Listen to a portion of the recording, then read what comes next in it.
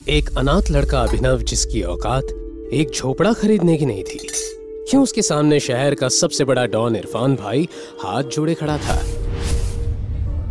इस जिम्मेदारी को निभाने के लिए उसे छुपानी पड़ी अपनी पहचान।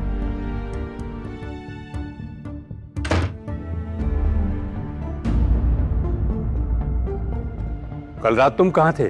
दादाजी, वो कल मेरे दोस्त की पार्टी थी कल रात को, तो वहां लेट हो गया तो वहीं सो गया था मैं। अच्छा, बेरोजगार तो तुम हो ही, अब तुम्हारी अय्याशी भी शुरू हो गई है। अभिनव एक मामूली सा डिलीवरी बॉय था, जिसकी शादी शहर की एक मासूम और करोड़पति घराने की लड़की अनन्या से हुई थी। लेकिन इस शादी से सिंह खानदान में कोई खुश नहीं था। अभिनव को बड़े दिनों बाद आज घर में अकेले रहने का ये मौका मिला था और उसे ऐसी शांत फीलिंग बहुत पसंद थी। अभिनव ने अपने लिए मैगी बनाई और खाने के बाद घोड़े बेचकर सो गया। शाम को लगातार बजती घंटी की आवाज ने अभिनव को जगा दिया। दरवाजे पे उसकी बीवी अनन्या थी। उसने अभिनव के बिखरे हुए बाल और सिलवटों वाले कपड़े देखकर तुरंत ही उससे पूछा, तुम वापस कब आए? क्या तुम पूरे दिन से घर में सो रहे हो? नहीं, मैं तो दोपहर को आ गया था। वैसे तुम्हें तुम्हारे भाई का कॉल आया है क्या आज? नहीं तो वो मुझे कॉल क्यों करेगा? लगता है सनी सिंह अभी भी मेरी बात को सीरियसली नहीं ले रहा है।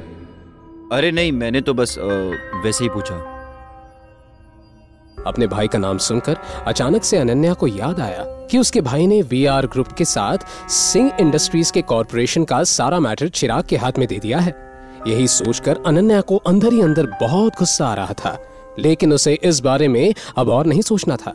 फिर अचानक अनन्या को याद आया कि कल की रात अभिनव घर नहीं लौटा था। उसे अभिनव पर शक हुआ और उसने पूछा, कल रात तुम कहाँ थे? वो मैं कल अपने पुराने दोस्त के घर पे गया था। बात करते करते लेट हो गया तो वहीं सो गया था। पुराना दोस्त मिस्टर अकरम? होटल से फायर किया होना? अनन्या अभिनव को घूरने लगी। उसे यकीन नहीं हो रहा था कि अपने फटीचर पति की दोस्ती शहर के सबसे बड़े बिजनेसमैन और माफिया किंग अकरम से भी है। हाँ, तुमने सही पहचाना। हालांकि मैं ये नहीं जानती कि तुम मिस्टर अकरम को कैसे जानते हो, लेकिन अगर तुम मुझे बता रहे हो कि पूरी रात तुम मिस्टर अकरम से बातें कर रहे थे, तो मुझे इस बात पर बिल्कुल भरोसा नहीं है। एनीवे, मुझे भूख लगी है, मेरे लिए कुछ खाना बनाओ। अभिनव अनन्या के लिए उसका फेवरेट पास्ता बनाने की तैयारी करने लगा, लेकिन तभी दरवाजे पर दस्तक हुई और हरदेव सिंह भी घर लौट आए। अभिनव को देखकर हरदेव सिंह ने हमेशा की तरह अजीब सा रिएक्शन दिया और सीधा अनन्या के सामने चिंतित होकर बैठ गए। दादाजी, क्या हुआ? आपका मूड किसने ऑफ कर दिया? ये और कौन हो सकता है बेटा, वो एक ही तो है। दादाजी, आखिर बात क्या है? आप मुझे बताओ। तुम दोनों का IVF प्रोसेस कई बार फेल हो चुका है। अरे मैं तो तुम दोनों का भला ही चाहता हूं, और क्या। दादाजी, आप इतनी स्वीट हो, पर क्या हम इस मैटर को थोड़ा साइड में रख सकते हैं अभी के लिए? वैसे ही मेरे सर पे काम का इतना लोड है।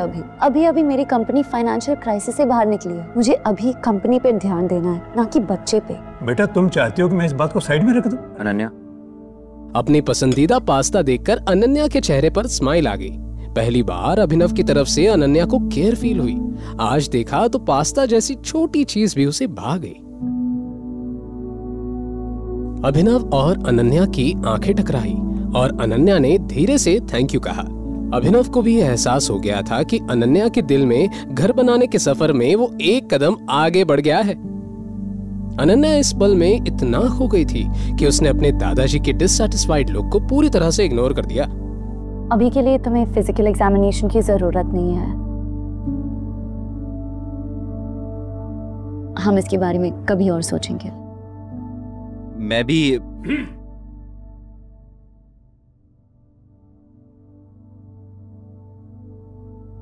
ठीक है, जैसे तुम बोलो।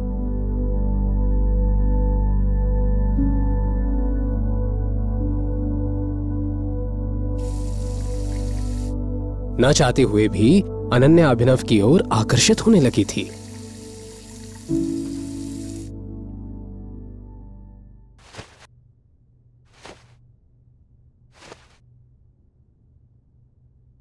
अनन्या, अगर कल तुम्हें तुम्हारे भाई का कॉल आए, वो बीआर ग्रुप के साथ सिंह इंडस्ट्रीज की कॉर्पोरेशन की बात करे, तो तुम एकदम से हाँ मत कहना।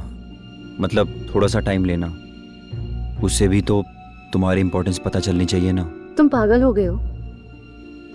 सनी भैया ने सब कुछ चिराग को दे दिया। बीआर ग्रुप के साथ सारा कॉर्पोरेशन अब वही हैंडल करेंगे, उन्हें मेरी क्यों जरूरत पड़ेगी? और तुम ना, तुम्हें कुछ पता ही नहीं चलता, बस फालतू की बातें करते रहते हो। अनन्या, बस तुम याद रखना, अगर कॉल आए तो एकदम से हाँ मत कहना। Good night. सो जाओ। अपनी बात कहने के बाद अभिनव सो गया।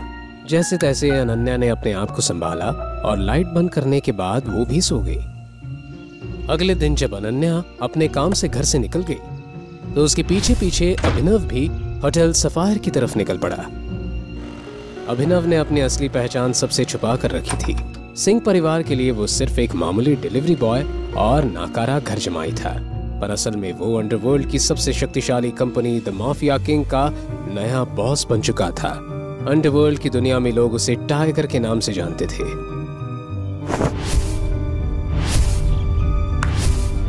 संजय के हत्याकांड के बाद अकरम ने अभिनव को 18 साल तक एक अनाथ आश्रम में रखा। वहां उसकी हर दिन सख्त फिजिकल ट्रेनिंग की गई और उसे हर मुश्किल का सामना करने के लिए तैयार किया गया।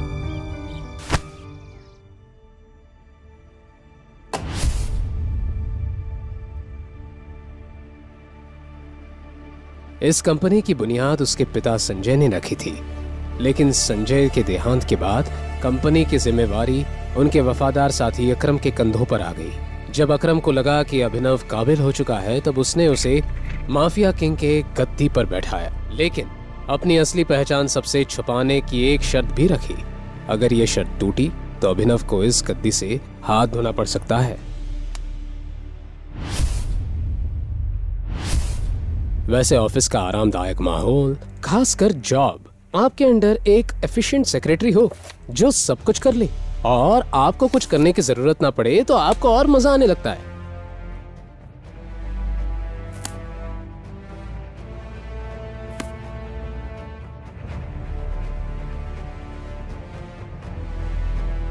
अभी अभिनव ये सोच ही रहा था कि तभी उसके केबिन के दरवाजे पर दस्तक हुई और उसकी सेक्रेटरी नंदिता अंदर आई। आज वो और अच्छी लग रही थी, लेकिन इस बार नंदिता ने अभिनव को उसे ज्यादा समय तक देखने का मौका नहीं दिया और तुरंत ही बोली, टाइगर, सिंह फैमिली ने बीआर ग्रुप पार्टनरशिप की बात करने के लिए किसी को भेजा है। उनका नाम चिराग है। उसको जाने के लिए कह दो। ओके? ये सनी अपने आप को समझता क्या है? जब मैंने बोल दिया कोलैबोरेशन सिर्फ अनन्या हैंडल करेगी, तो ये नए नए लोगों को क्यों भेज रहा है?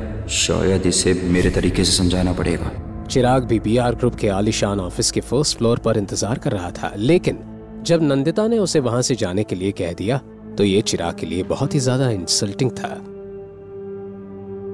फेलियर की न्यूज के साथ जब चिराग लौटा और जो भी हुआ उसे जब सनी के सामने बयां किया, तो उसका चेहरा गुस्से से झन्ना उठा। सनी पूरी तरह से हेल्पलेस था और अब उसके पास अनन्या को कॉल करने के अलावा और कोई ऑप्शन नहीं बचा था। दूसरी ओर अनन्या अपने दादाजी के साथ शॉपिंग कर रही थी। तभी उसका फोन बजा तो उसने देखा कि सनी की तरफ से कॉल आ रहा था। अनन्या ने कॉल उठाते ही लाउड स्पीकर पर लगाया। हाँ जी भैया। अनन्या, तुम्हारे भाई को तुमसे एक हेल्प चाहिए थी,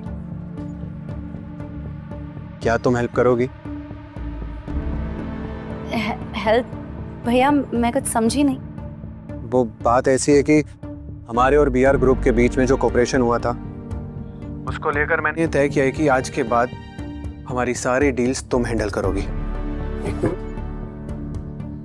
तुम्हें कल ही बीआर ग्रुप के ऑफिस जाना होगा और वहाँ बात करनी होगी। हमें जल्दी से जल्दी न्यू आर्टिस्ट के पैकेजिंग कॉन्ट्रैक्ट साइन करने होंगे। ये सुनकर कल रात को जो कुछ भी अभिनव ने कहा वो अचानक से अनन्या के दिमाग में फ्लैश होने लगा।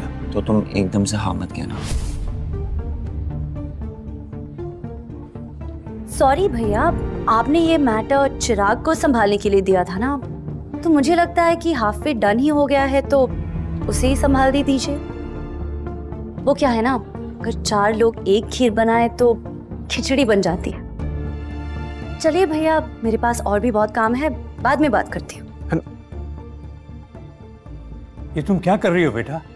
तुम्हें पता भी इसके कॉन्सिक्वेंसेस क्या हो सकते हैं? हरदेव के हिसाब से अनन्या ने हाथ आई एक अच्छी अपॉर्चुनिटी ठुकरा दी थी। सनी ने तो सामने से ही कॉल किया था और रिक्वेस्ट की थी, लेकिन अनन्या ने तो पल्ला ही झाड़ दिया। अनन्या डिजाइनर बुटीक से बाहर आकर एक बेंच पर बैठ गई और उसने तुरंत अभिनव को एक मैसेज किया। दूसरी तरफ अभिनव फोन पर अकरम से बात कर रहा था। उन दोनों का प्लान था कि आज का लंच साथ में करते हैं। जैसे ही अभिनव ने फोन रखा, वैसे ही उसने देखा कि अनन्या ने उसे मैसेज किया है। अभी थोड़ी देर पहले भैया का कॉल आया था। वो मुझे कह रहे थे कि बीआर ग्रुप के साथ अब मुझे ही कॉर्पोरेशन करना है। मैंने उन्हें मना कर दिया। अब मुझे क्या करना चाहिए? जब अभिनव ने ये मैसेज पढ़ा तो उसका दिल खुशी के मारे गार्डन हो गया था। अभिनव को अच्छा लगा कि उसकी बीवी ने उसकी बातें सुनना और मनाना शुरू कर दिया। अब तुम्हें थोड़ा इंतजार करना चाहिए और परेशान मत हो। आज नहीं तो कल तुम्हारे भैया तुम्हें दोबारा कांटेक्ट करने की जरूर कोशिश करेंगे, लेकिन तुम्हें तब तक अग्री नहीं करना है जब तक वो तुमसे तुम्हारे फायदे की बात ना करें। उनकी कंडीशंस तभी माननी है जब वो तुम्हें कुछ दे।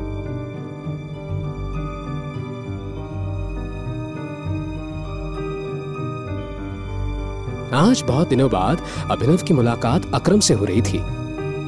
एक अकरम ही तो था जिसने अभिनव को उसकी असली पहचान से रूबरू करवाया था, टाइगर नाम से रूबरू। Tiger, welcome welcome welcome. आओ, इधर बैठो। अकरम ने अभिनव को सम्मान देते हुए मेन चेयर पर बैठाया और कहने लगा कि उसने उसे एक खास मकसद के लिए बुलाया है। उसके बाद अकरम ने जैसे ही एक ताली बजाई, वैसे ही काले कपड़ों में एक आदमी उस कमरे में आया। उसके हाथ में एक छोटा सा बॉक्स था। अकरम ने उस आदमी के हाथ से उस बॉक्स को लिया और अभिनव को देखने लगा। इसे मैंने खास तुम्हारे लिए प्रिपेयर किया था। पिछले 18 सालों से ये अमानत मेरे साथ थी, लेकिन अब वक्त आ गया है कि ये उसके हाथों में जाए जिसकी अमानत है। अकरम अंकल,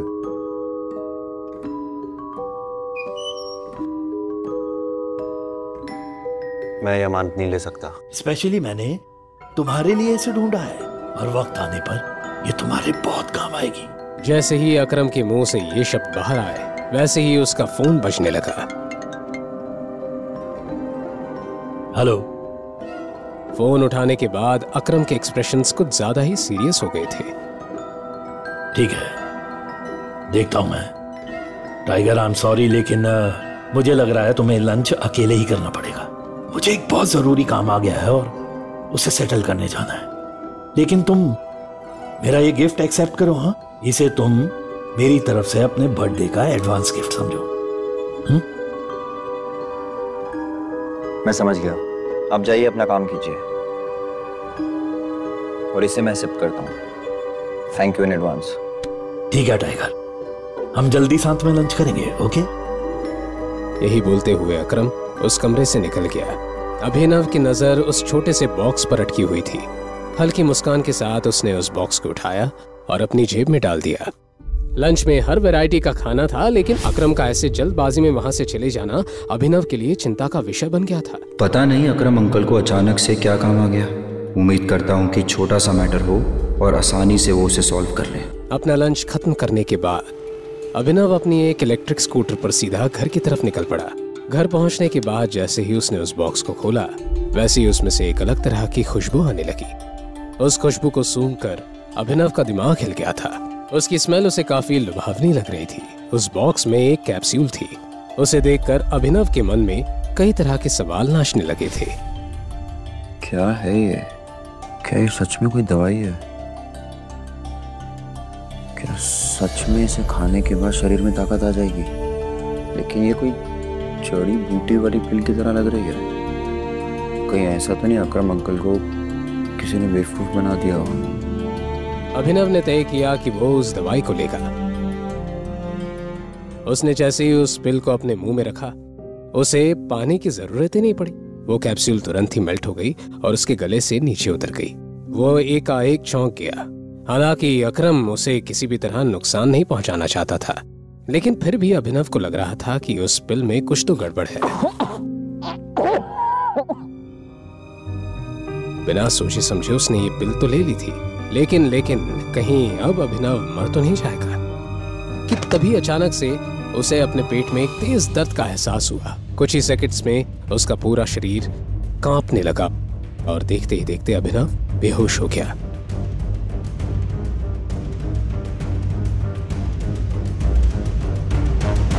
जब उसकी आंख खुली तो लगभग रात हो गई थी। अभिनव ने आंख खोली थी कि तभी अचानक से उसे तेज बदबू आने लगी। इस समय उसके कपड़े पूरी तरह गीले हो गए थे और उनमें से भी बदबू आ रही थी। वो काफी डिस्गस्टिंग लग रहा था। अभिनव के पास सोचने का बिल्कुल टाइम नहीं था। वो शावर लेने के लिए बाथरूम चला गया। अपने शरीर को अच्छे से साफ करने में उसे करीब 1 घंटा लगा। नए कपड़े पहनकर वो बाथरूम से बाहर आए। बेहोश होने के बाद जिस जगह पर वो गिरा उस जगह पर येलोइश कलर का लिक्विड जम गया था। वहां से और भी ज्यादा बदबू आ रही थी और उसे साफ करने में अभिनव को और आधा घंटा लगा। अकरम अंकल को किसी ने बेवकूफी बनाया है। ताकत वाकत तो छोड़ो, दर्द अलग दे दिया है, ऊपर से ये बदबू। मुझे तो अभी ये भी नहीं पता कि इस दवाई के और कितने साइड इफेक्ट्स होंगे। जैसे ही कमरे की सफाई हुई वैसे ही अनन्या और हरदेव घर आ गए। अच्छी शॉपिंग होगी ना आज, है ना? और टाइम पर भी हो गए, एकदम टाइम पर। तुमने खाना बना दिया? दरअसल मुझे काम था तो मैं खाना नहीं बना पाया। मैं सोचता था क्यों नहीं आज हम बाहर खाना खाने चल रहे हैं। अच्छा, आज से पहले तो ऐसे बहाने सुनने को मिले नहीं थे। सारा दिन घर पर रहते हो, काम धाम करने का कुछ है नहीं। लगता नहीं आजकल साहबजादे कुछ ज्यादा बिजी रहने लगे हैं। अनन्या को भी अभिनव की बात कुछ हजम नहीं हुई, लेकिन अभी कुछ दिनों से अभिनव का बदला रूप देखकर अनन्या अभिनव से चिढ़ नहीं सकती थी। इसलिए अनन्या ने कहा, एक्चुअली दादाजी, मैं भी सोच रही थी कुछ दिनों से क्यों ना हम खाना खाने बाहर चले।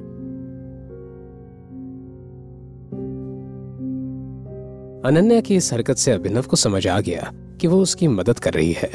अभिनव का दिल गार्डन हो गया।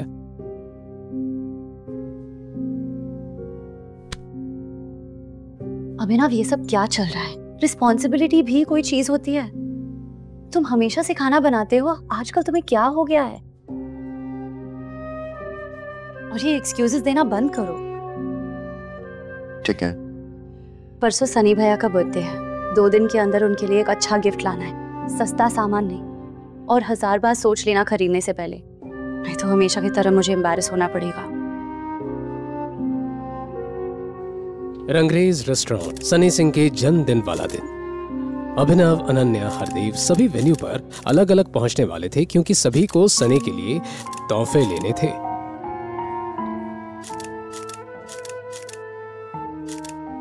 समय देख रही हो? अभिनव अभी तक नहीं आया था और अनन्या उसी का इंतजार कर रही थी।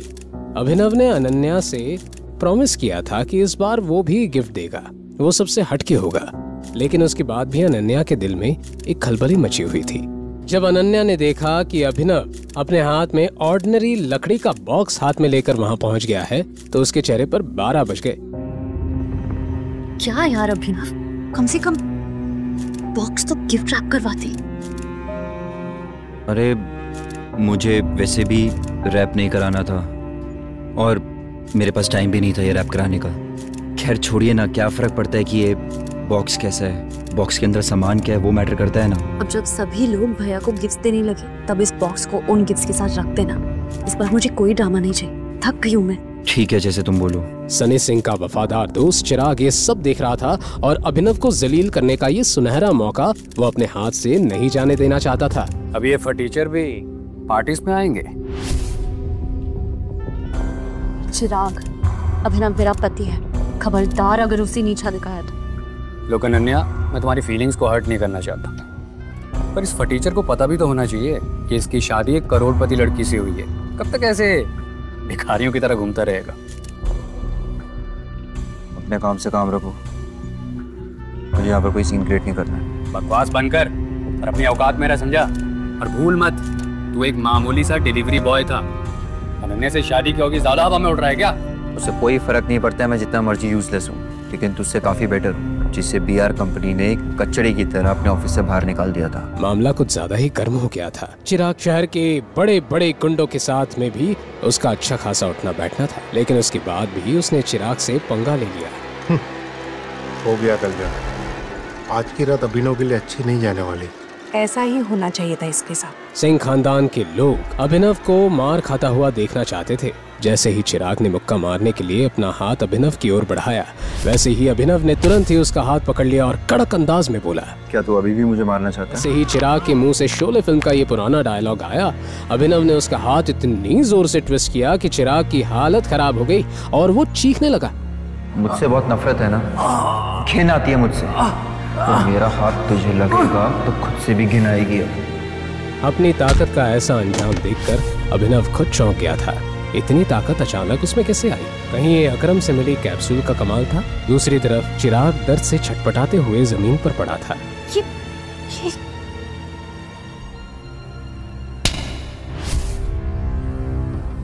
तुम अपने आप को समझते क्या हो? आज सनी का जन्मदिन है, खुशियां मनाने का दिन। अभिनव भी हरदेव को गुस्से से घूरे जा रहा था। अगर आज मैंने तुझे जान से नहीं मार दिया ना, तो मेरा नाम चिराग ओबरॉय नहीं। ये बोलते हुए चिराग ने अपना फोन बाहर निकाला था और एक नंबर डायल किया। अभिनव ने हरदेव की हर बदतमीजी सही थी, लेकिन आज पानी सर के ऊपर आ चुका था। 2 साल हो गए हैं मेरी और अनन्या की शादी को। आपको मेरा कभी भी कोई कंट्रीब्यूशन दिखाई नहीं दिया। हमेशा से आपने मेरी बेइज्जती की है, नीचा दिखाया है, और इस थप्पड़ को तो मैं हमेशा याद रखूंगा। और जिस कुत्ते को आपने 2 साल पाला, वही कुत्ता अब जा रहा है वापस। और हाँ, भौंक कर नहीं जा रहा, काट कर जा रहा है। अगर आप चाहते हो कि आपके घर में वापस आऊं, उस सनी को मुझसे माफी मांगनी पड़ेगी। मेरे पांव में गिरना होगा, नाक रगड़नी होगी। Just shut up! अनन्या की नजरें अभिनव पर ही टिकी हुई थी। अभिनव के ऐसे बर्ताव को देखकर उसने महसूस किया कि वो पूरा बदल गया है, बिल्कुल एक अजनबी की तरह। दूसरी तरफ अभिनव की बात सुनकर वहां मौजूद सभी लोग एकदम शॉक्ड रह गए थे। किसी ने भी नहीं सोचा था कि अभिनव जैसा कचरा अपने मुंह से ऐसे शब्दों का इस्तेमाल करेगा। कहां जा रहे? रोको इसे। तुझे यहां से जाने के लिए किसने कहा? तू यहीं रुक और अब देख तेरे साथ क्या होता है। जैसे ही चिराग ने अपनी बात खत्म की, वैसे ही रंगरेज रेस्टोरेंट के बाहर कुछ कार्स तेजी से आकर रुकी। चिराग ने अभिनव की जान की सुपारी शहर के सबसे खतरनाक गुंडे इरफान को दे दी थी।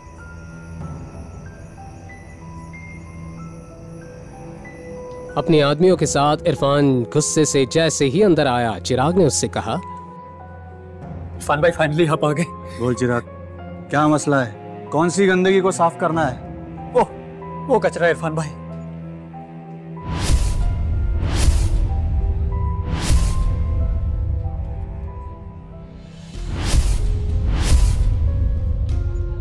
तो तुम हो जिसने मेरे भाई को मारा है।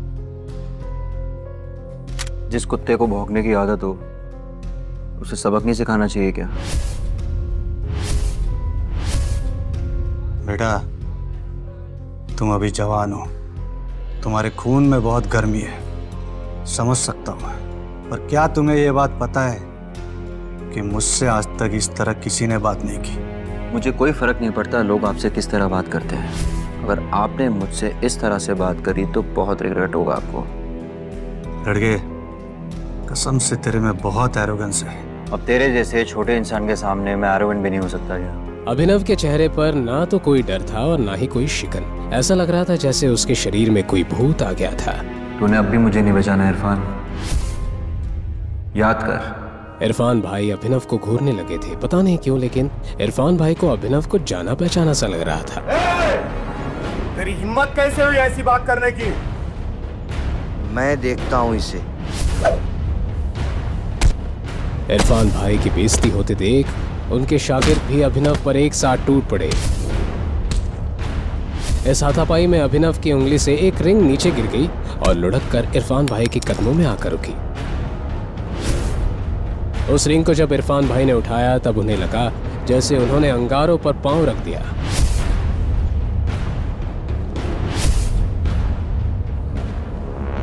वो तुरंत अभिनव के पैरों में गिर गए और कहने लगे, टाइगर मुझे माफ कर दो टाइगर, मेरे से बहुत बड़ी भूल हो गई। अनन्या द्वारा किए गए सवाल का जवाब अभिनव देता।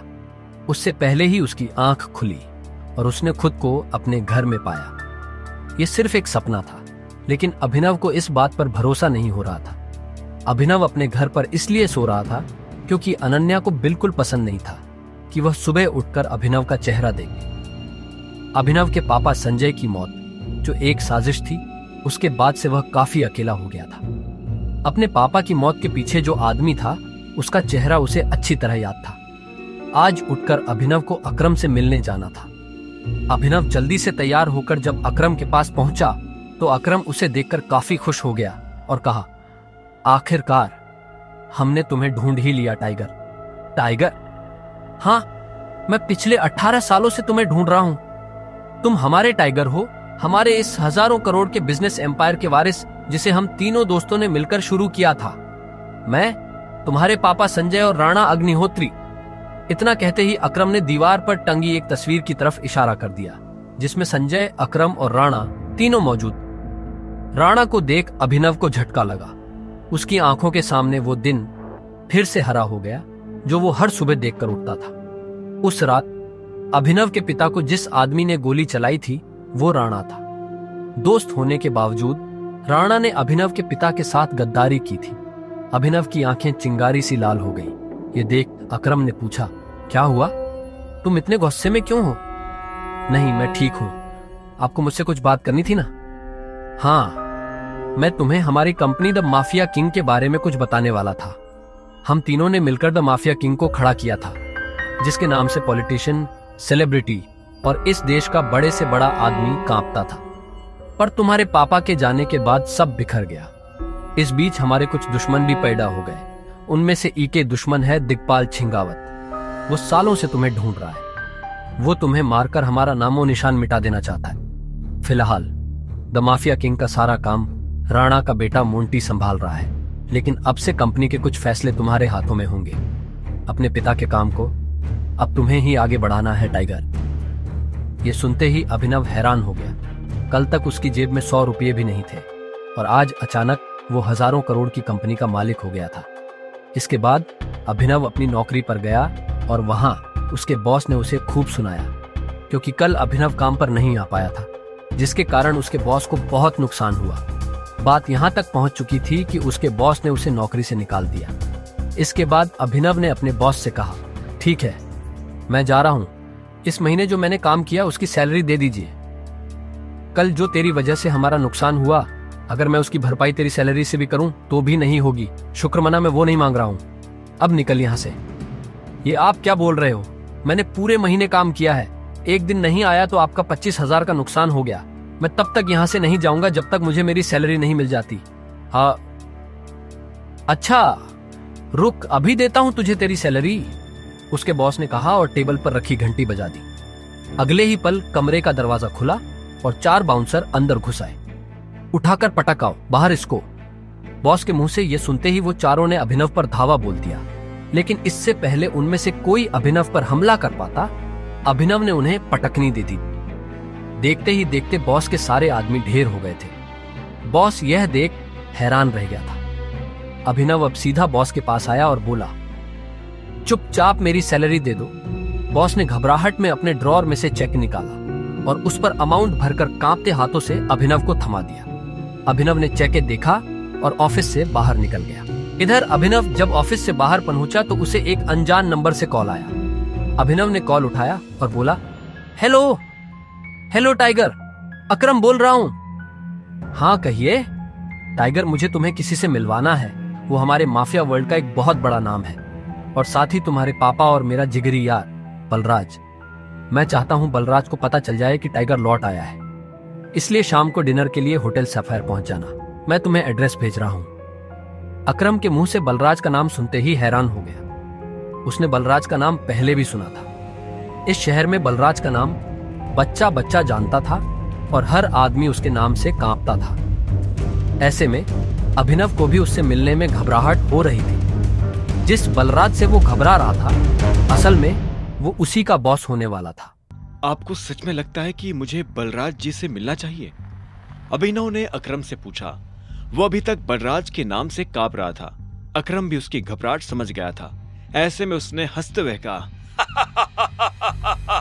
बलराज जी नहीं, सिर्फ बलराज। तुम टाइगर हो यार, और जंगल के सारे जानवर टाइगर के नाम के आगे जी लगाते हैं, लेकिन टाइगर किसी के नाम के आगे जी नहीं लगाता। चलो मिलते हैं शाम को। इतना कहकर अकरम ने फोन रखा और अगले ही पल अभिनव को एड्रेस भेज दिया। शाम को अभिनव होटल सफायर जाने के लिए तैयार होने लगा था। उसने ग्रे कलर की शर्ट और ब्लैक कलर की पैंट्स पहनी थी। अभिनव के पास पहनने के लिए इससे अच्छा और कुछ नहीं था। उसने अपने घर से एक कैब ली और सीधा होटल सफायर पहुंच गया। जैसे उसने होटल को बाहर से देखा तो वो देखता ही रह गया। उसने आज तक इतने बड़े होटल को इतने पास से नहीं देखा था। अकरम ने अभिनव को अपने साथ अंदर आने का इशारा किया। अभिनव अकरम के पीछे चला जा रहा था। उसे महसूस हो रहा था कि बलराज भी अपने भारी भरकम पैरों के साथ अभिनव के पीछे आ रहा था। कुछ देर के बाद वो होटल के एक आलीशान से कमरे के बाहर आ चुके थे। इससे पहले कि वो अंदर जाते, एक चीफ सिक्योरिटी ऑफिसर उनके पास आया और बोला, welcome boss, can I get you something? हाँ, हमारे पास कौन कौन सी लिकर अवेलेबल है उसकी लिस्ट जरा भिजवा दो। Sir if you don't mind, मुझे सारी अवेलेबल लिकर्स के नाम याद है।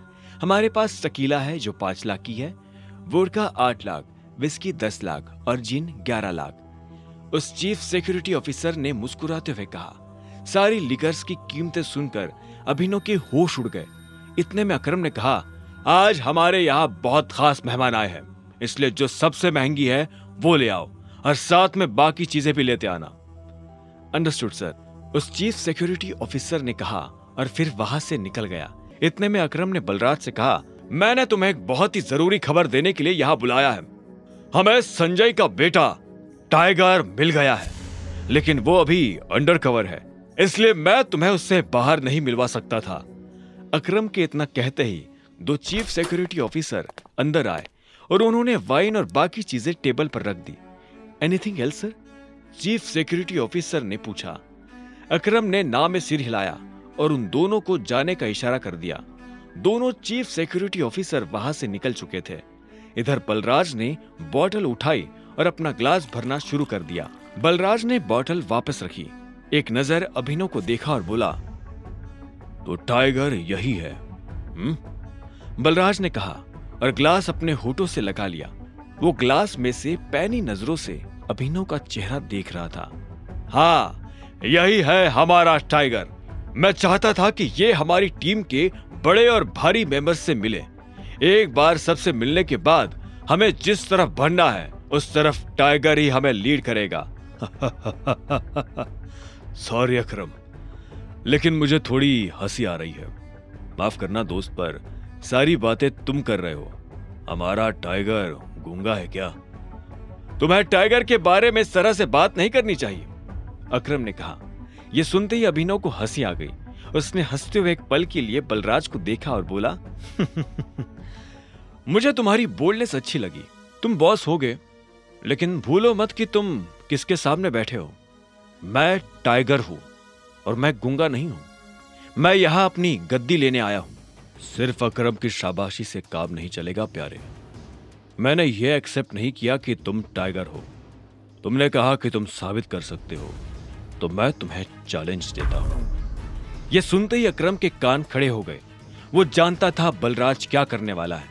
उसने बीच में आते हुए कहा, क्या कर रहे हो बलराज? लेकिन बलराज ने अकरम को हाथ के इशारे से चुप रहने के लिए कहा और फिर अभिनव की तरफ देखते हुए बोला, चलो लड़ाई करते हैं। अगर तुम हारे तो भूल जाना कि तुम टाइगर हो। हमसे कुछ पैसे लेना और गुड़गांव से जितना दूर हो सके उतना दूर सेटल हो जाना। अरे नहीं बलराज, ये सही नहीं है, अकरम ने घबराहट में कहा। बलराज जवाब के इंतजार में अभिनव को देख रहा था। अकरम ने अभिनव को देख ना में सिर हिला दिया। अभिनव ने अकरम से नजर हटाई, बलराज को देखा, अपना ग्लास उठाया, एक सांस में सारी शराब गटकी और जोर से ग्लास टेबल पर पटक कर बोला, कब करनी है लड़ाई? यह सुनते ही बलराज के चेहरे पर मुस्कान आ गई।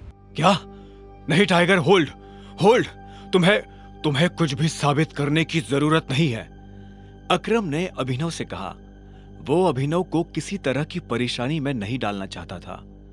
अकरम, मैं जो कर रहा हूं अपनी मर्जी से कर रहा हूं। बलराज जो आज मेरे मुंह पर बोल रहा है, मैं नहीं चाहता कि कल को कोई भी एरा गेरा मेरे पीठ पीछे बोले, अभिनव ने कहा और बलराज की आंखों में देखने लगा।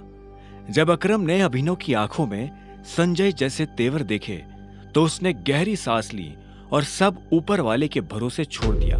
लगभग 1 घंटे के बाद बलराज अभिनव और अकरम के साथ अपनी प्राइवेट अरीना में आ गया था। ये वही अरीना थी जहां पर बलराज अक्सर लड़ाई किया करता था। तो अकरम मियां, किस पर दाव लगाओगे, मैं या ये? बेवकूफी भरा सवाल है बलराज।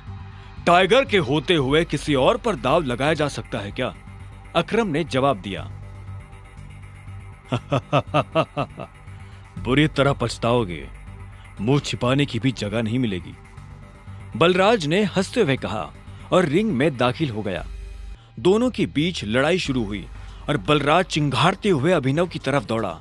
उसने जैसे ही अभिनव पर पहला मुक्का मारा तो अभिनव एक बार को सन्न रह गया। बलराज किसी हाथी जैसा लग रहा था। उसका मुक्का अभिनव की नाक तोड़ता उससे पहले अभिनव को होश आया और उसने अपना सिर नीचे झुका लिया। बलराज का मुक्का खाली गया और वो पलटकर अभिनव को देखने लगा। उसके चेहरे पर हंसी थी। बलराज फिर से भागते हुए अभिनव की तरफ आया। उसने फिर से हवा में मुक्का ताना। अभिनव ने फिर से अपना सिर झुकाया और बलराज की पीठ पर घुमाकर एक लात मार दी। बलराज धक्का खाकर रिंग पर गिर गया। इधर अभिनव दूसरे कोने में खड़ा हो गया था। बलराज को इस बार गुस्सा आया। वो फिर से तेजी से अभिनव की तरफ बढ़ा और अभिनव ने झुककर उसके पैर पर लात मार दी। बलराज अपने आप को संभाल नहीं पाया और फिर से नीचे गिर गया। ये देख अकरम को मजा आ गया। उसने बलराज से कहा, सरेंडर कर दो बलराज, क्यों अपना रिकॉर्ड खराब कर रहे हो? मैं बाहर किसी से नहीं कहूंगा कि तुम टाइगर से हारे थे। बलराज ने गुस्से में फर्श पर अपना हाथ मारा और झटके से खड़ा हो गया। इसके बाद उसने एक के बाद एक अभिनव पर मुक्के बरसाना शुरू कर दिए। अभिनव ने अपने आप को उसके मुक्कों से बचाया और आखिर में जैसे ही बलराज का मुक्का अभिनव के चेहरे पर पड़ने वाला था, अभिनव ने उसे रोका और बलराज के पेट में एक मुक्का मार दिया। बलराज दर्द के मारी नीचे झुका। इतने में अभिनव ने बलराज के पीछे आकर अपने दोनों हाथ उसकी कमर में कसे और उसे हवा में उठा दिया। ये देख अकरम का मुंह खुला का खुला रह गया था। आखिर में अभिनव ने बलराज को एक पल के लिए हवा में थामा और फिर उल्टा पटक दिया। बलराज के मुंह से चीख निकल गई। ये कहां से सीखा? कहीं से नहीं, ये टाइगर को विरासत में मिला है, उसकी गद्दी के साथ, अभिनव ने कहा। इतने में अकरम ने उसके पास आकर अभिनव को गले से लगा लिया और बलराज को चिढ़ाते हुए बोला, tiger tiger tiger tiger. Balraj की कमर में मोच आई थी, पर उसने हंसते हुए अभिनव से कहा, चलो शराब पीते हैं, आज की पार्टी मेरी तरफ से। इस बात पर अकरम ने कहा, ऐसे नहीं, ऐसे पूछो कि टाइगर, क्या आप मेरे साथ शराब पीना पसंद करेंगे? क्या आप मेरे साथ शराब पीना पसंद करेंगे मेरे टाइगर? बलराज ने कहा और अभिनव के सामने नीचे झुक गया। अभिनव ने मुस्कुराते हुए बलराज को उसके कंधे से पकड़कर ऊपर उठाया और बोला, क्यों नहीं। ठीक इसी वक्त अभिनव का फोन बज उठा। उसने देखा अनन्या का फोन था। हाँ अनन्या, मेरे मम्मी पापा वापस आ गए हैं। जो कुछ भी हुआ उसके बारे में उन्हें पता चल चुका है। वो तुमसे मिलना चाहते हैं। तुम अभी के अभी मेरे दादाजी वाले घर आओ। अभिनव ने फोन जेब में डाला। इतने में अकरम उसके पास आया और बोला, क्या हुआ, सब ठीक है? हाँ अकरम, सॉरी बलराज, लेकिन मैं तुम्हारे साथ नहीं आ पाऊंगा। मुझे अभी अपने ससुराल जाना पड़ेगा। मेरे सास ससुर आए हुए हैं। ससुराल? तुमने शादी कब की? बलराज ने चौंकते हुए कहा। लंबी कहानी है, फिर कभी बताऊंगा, अभिनव ने जवाब दिया। बलराज ने आगे कहा, वैसे अकरम, हमें मोंटी को बुलाकर बता देना चाहिए कि नहीं, अभी नहीं। जब तक चीजें साफ नहीं हो जाती तब तक किसी को भी भनक नहीं लगनी चाहिए। कि टाइगर लौट आया है। मोंटी जो कर रहा है उसे करने दो। अकरम ने कहा। इतने में अभिनव ने कहा, चलो मैं निकलता हूं। अकरम, तुम्हें याद है ना, मुझे कल से एक नई नौकरी। हाँ, तुम कल ऑफिस आ जाओ, मैं अपने सेक्रेटरी को बोल दूंगा, तुम्हारा काम हो जाएगा। ये सुन अभिनव ने अकरम और बलराज से हाथ मिलाया और वो बाहर आ गया। उसने अपने जाने के लिए एक कैब बुक कर ली थी। जैसे ही वो कैब में बैठने वाला था कि इतने में अकरम भागते हुए उसकी तरफ बढ़ने लगा। अभिनव ने देखा उसके हाथ में कुछ था। इतने में अकरम पास आया और उसने एक छोटा सा बैग अभिनव को थमा दिया। इसमें क्या है? वही शराब जो हमने होटल में पी थी। अपने सास ससुर को पिलाना। उनकी पूछतों ने भी कभी इतनी महंगी शराब नहीं पी होगी। अकरम ने कहा और इस बात पर दोनों हंस पड़े। आखिर में अभिनव ने कहा, इन सब के लिए thanks, thank you so much. और तुम्हें भी वापिस आकर हमारी उम्मीदें जिंदा करने के लिए, अकरम ने कहा। अभिनव मुस्कुराया और वहां से निकल गया। गाड़ी अनन्या के घर के बाहर आकर रुकी। अभिनव नीचे उतरा और गहरी सांसें लेते हुए घर के अंदर पहुंच गया। उसने देखा कि अनन्या के माता पिता यानी शर्मिला और राजीव सोफे पर बैठे हुए थे। वो उन्हें देखते ही पहचान गया था। वो दोनों भी अभिनव को अंदर आते हुए देख रहे थे। अभिनव जितने अच्छे से मुस्कुरा सकता था वो उतने अच्छे से मुस्कुरा रहा था। नमस्ते मम्मी जी। नमस्ते पापा जी। ये मैं आपके लिए लाया था, अभिनव ने हिचकिचाते हुए कहा और बोतल उन दोनों की तरफ बढ़ा दी।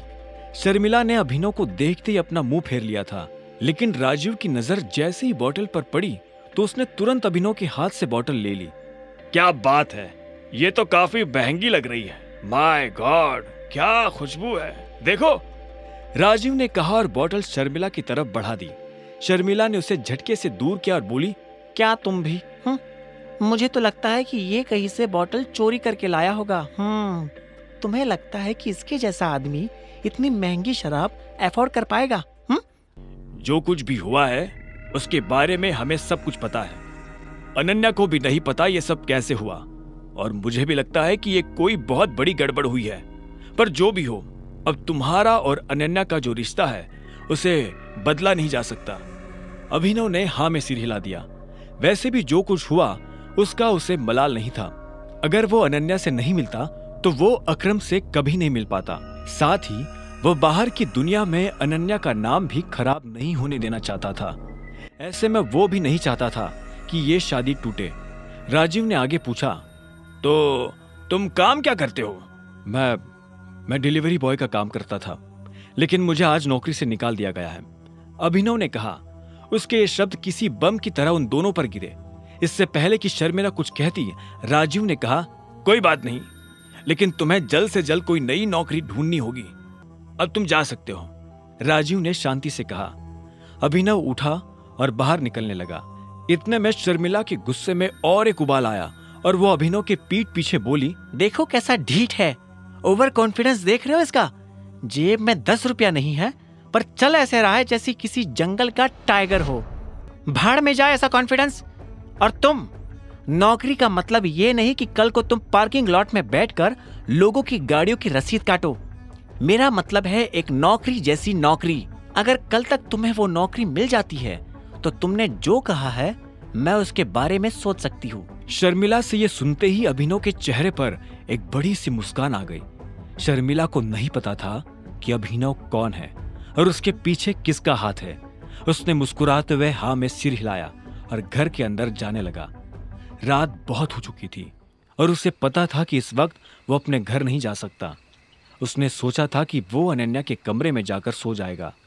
क्या है, रात हो गई है, मैं अपने घर नहीं जा सकता, मुझे सोने के लिए जगह चाहिए।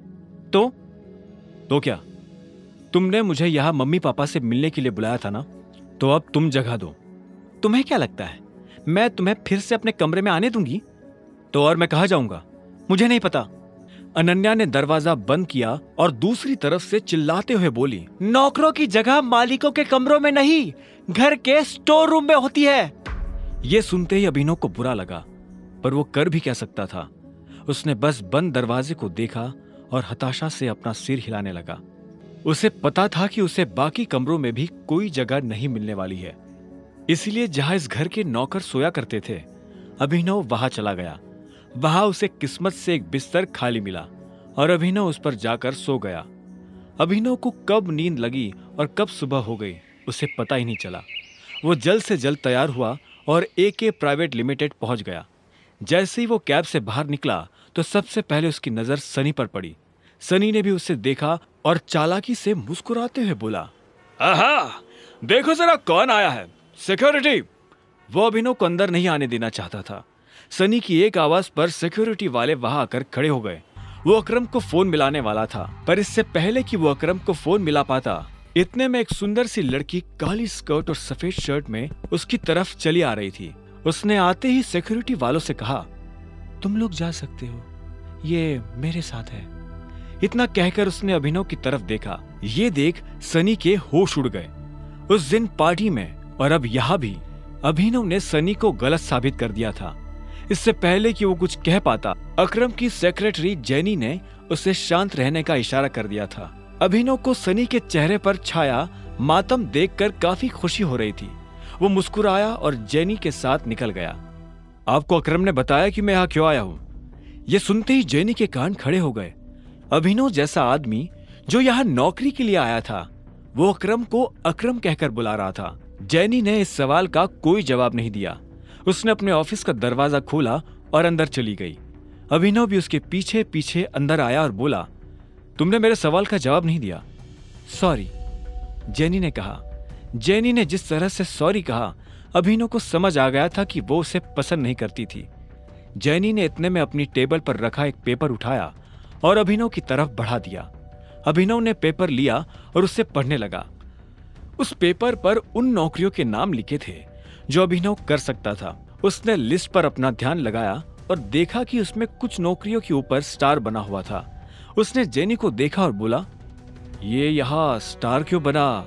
ये स्टार इसलिए बना है क्योंकि इन पोजीशंस पर हमारे पास ऑलरेडी कोई ना कोई काम कर रहा है और हम इन पर नई भर्ती नहीं ले रहे हैं। तुम चाय लेना पसंद करोगे या कॉफी? मैं मैनेजर बनना पसंद करूंगा। अभिनव ने भी उसके सवाल का जवाब ना देते हुए कहा। ऐसे में जेनी बोली, लेकिन मैनेजर की पोजीशन पर पहले से स्टार बना हुआ है। आप पता है मुझे। तो जिस पोजीशन पर पहले से कोई बैठा हुआ है उस पर तुम कैसे बैठ सकते हो? तुम क्या उस एम्प्लॉय को कंपनी से बाहर करवाना चाहते हो? मैंने तो ऐसा नहीं कहा। मैं बस इतना जानता हूं कि लिस्ट मुझे तुम्हें नहीं दी थी। हाँ, लेकिन तुम्हारा नाम?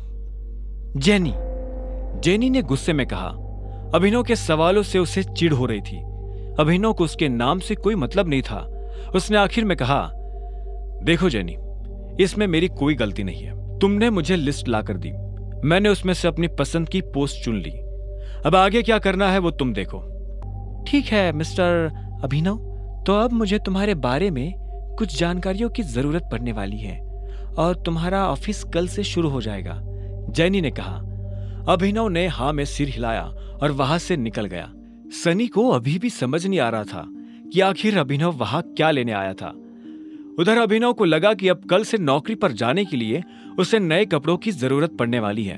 कपड़ों के साथ साथ उसे अपना फोन भी बदलने की जरूरत थी। अकरम का दिया हुआ चेक उसकी जेब में ही रखा हुआ था। अभिनव अपने चेक से पैसे निकालने के लिए बैंक चला आया। तभी उसकी नजर प्रणव से मिली। प्रणव उन लोगों में से था जो अभिनव की गरीबी का मजाक उड़ाया करता था। जैसे उसने अभिनव को बैंक के अंदर आते हुए देखा तो बोला, अरे वाह, देखो तो कौन आया है। प्रणव खुद एक बैंकर था। वो अरबपति तो नहीं था, लेकिन उसके पास अच्छी खासी दौलत थी। वो दिखने में भी स्मार्ट था। वो अभिनव को इसलिए जानता था क्योंकि अभिनव अक्सर इस बैंक में डिलीवरी के काम से आया करता था। हालांकि वो दिखने में अभिनव के आगे कुछ नहीं लगता था, लेकिन उसमें और अभिनव में एक ही फर्क था, गरीबी का। हेलो, मुझे थोड़े पैसे निकालने हैं, अभिनव ने कहा और प्रणव को चेक दिखाने लगा। प्रणव ने बिना चेक देखे कहा, चेक से? तुम्हें पता है ना, चेक से सिर्फ बड़ी रकम ही निकाली जा सकती है।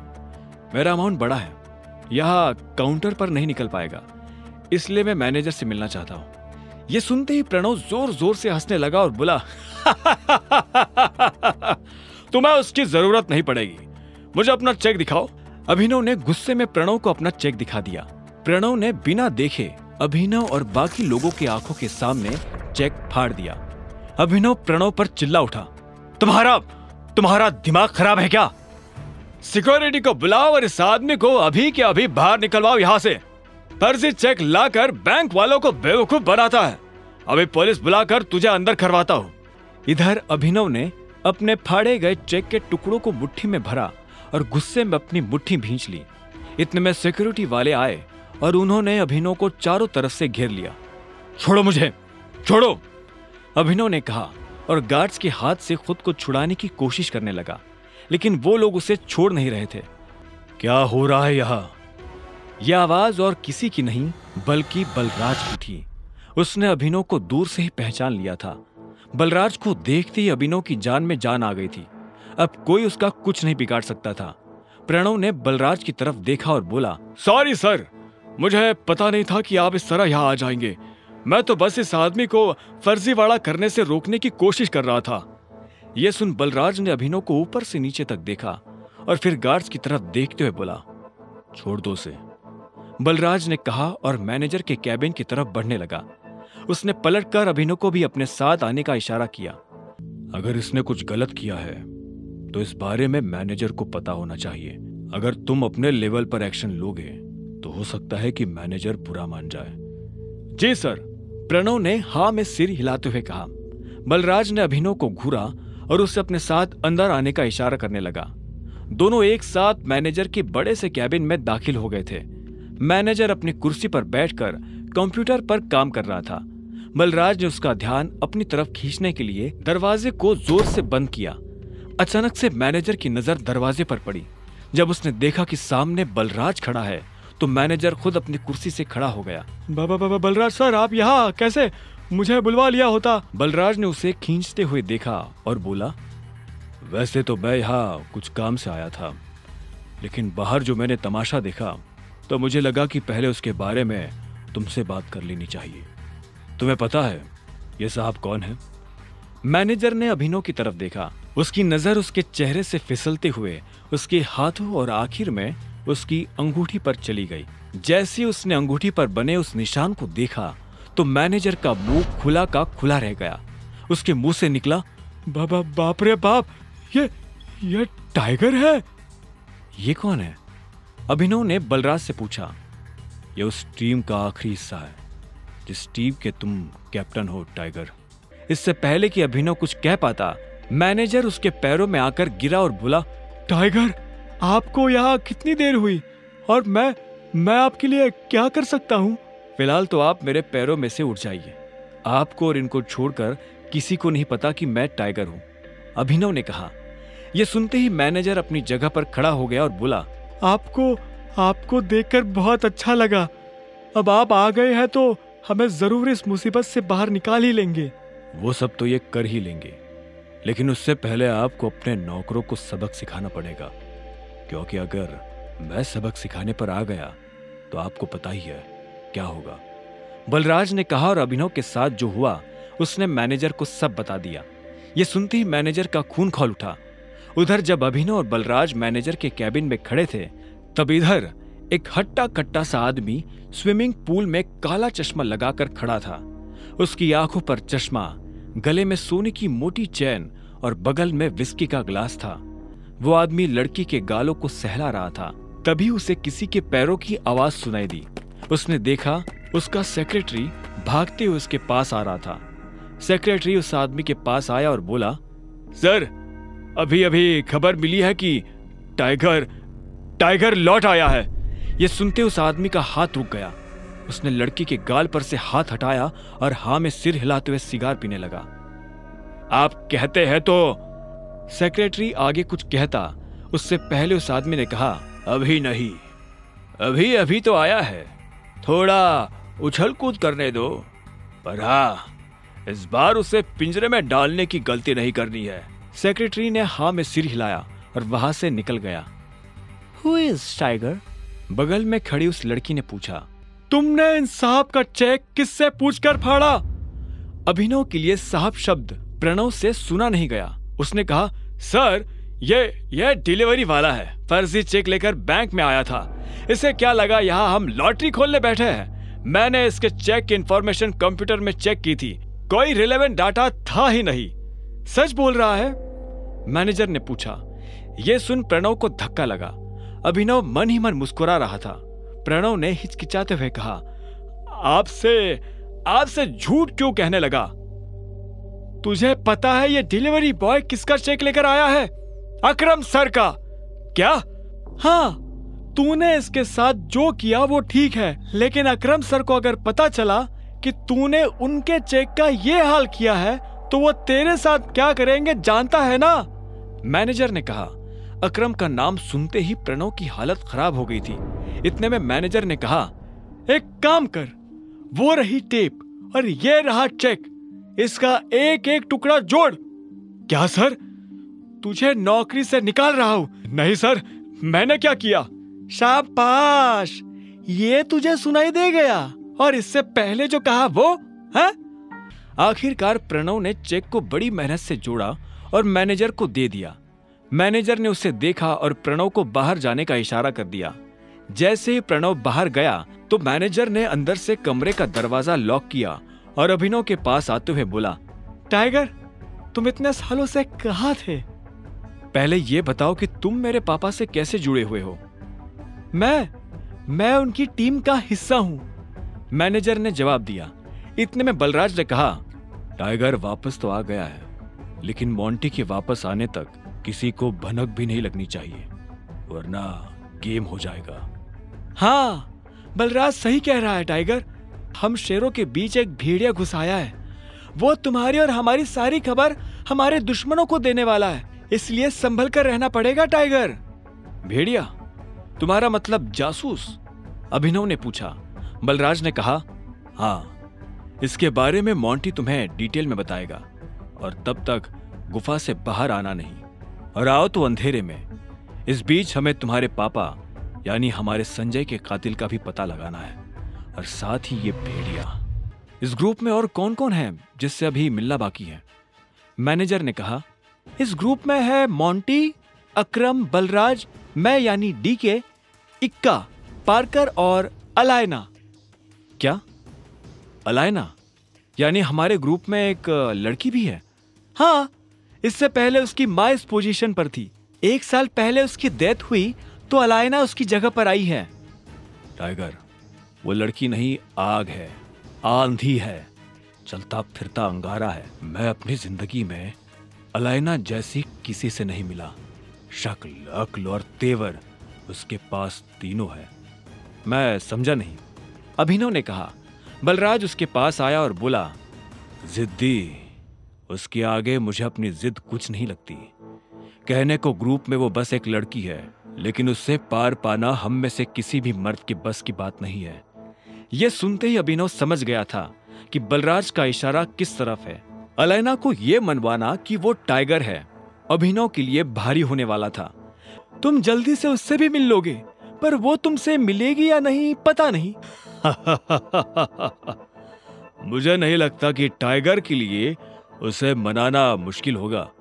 मैंने जैसा सोचा था यह आदमी वैसा है नहीं। बलराज की यह बात सुन डीके के कान खड़े हो गए। उसने बलराज को देखा और बोला, टाइगर ने तुम्हें रिंग में पटका क्या? यह सुनते ही बलराज जोर से हंसा और उसने हाँ में सिर हिला दिया। उसे देख डीके भी जोर जोर से हंसने लगा। आखिर में डीके ने कहा, तुम्हें कितने पैसों की जरूरत है?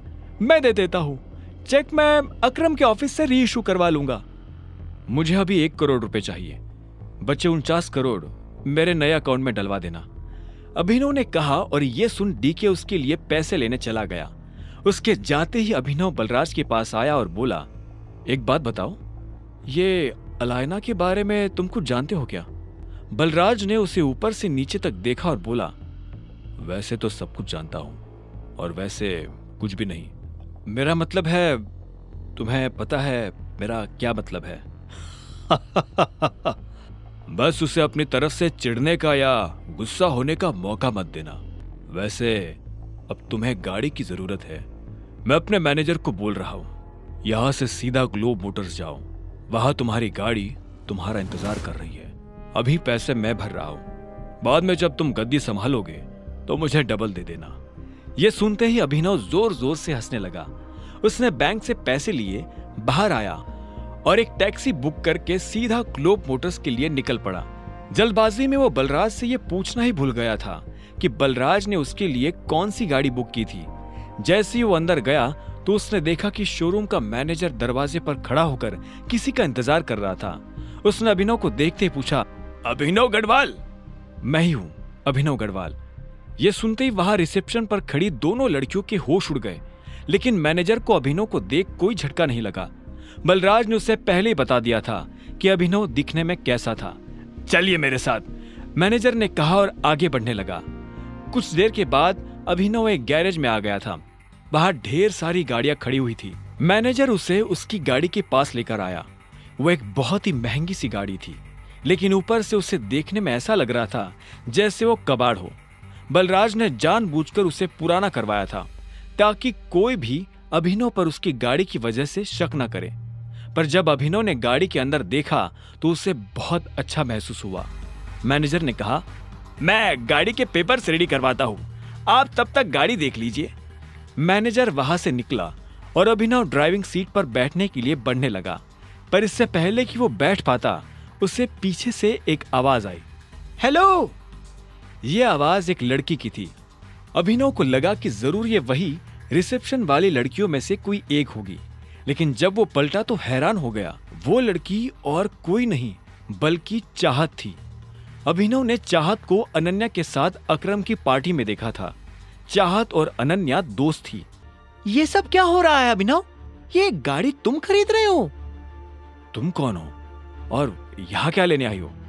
अभिनव ने तनी हुई आवाज में पूछा। चाहत को देख वो अपनी पहचान के लिए अलर्ट हो गया था। चाहत उसके सवाल पर मुस्कुराई और मीठी सी आवाज में बोली, मैं चाहत हूँ, तुम्हारी बीवी की दोस्त, और ये सवाल तो मुझे तुमसे करना चाहिए। तुम यहाँ गाड़ी खरीदने कैसे आ सकते हो? अनन्या ने तो मुझे बताया था कि तुम गरीब हो। हाँ, मैं गरीब ही हूँ। ये गाड़ी तो मैं अपने बॉस के लिए लेने आया हूँ। चाहत ने उसे कुछ पल के लिए देखा और बोली, पक्का झूठ तो नहीं बोल रहे हो? मैं तुमसे झूठ क्यों बोलूंगा? पता नहीं, एक काम करती हूँ, मैं अनन्या को भी यहाँ बुला लेती हूँ, दूसरे की सही, पर जब वो तुम्हें गाड़ी में देखेगी तो खुश हो जाएगी। नहीं, उसे बुलाने की क्या जरूरत है? क्यों बेकार में उसे परेशान करती हो तुम बताओ ना, मैं तुम्हारे लिए क्या कर सकता हूँ? ये सुनते ही चाहत के चेहरे पर मुस्कान आ गई। उसने कहा, मुझे चाहिए ट्रीट। क्या तुम मुझे ट्रीट पर लेकर नहीं चलोगे? देखो, मैं तुम्हारी बीवी की दोस्त हूँ और मुझे नहीं लगता कि तुम्हें मुझे मना करना चाहिए।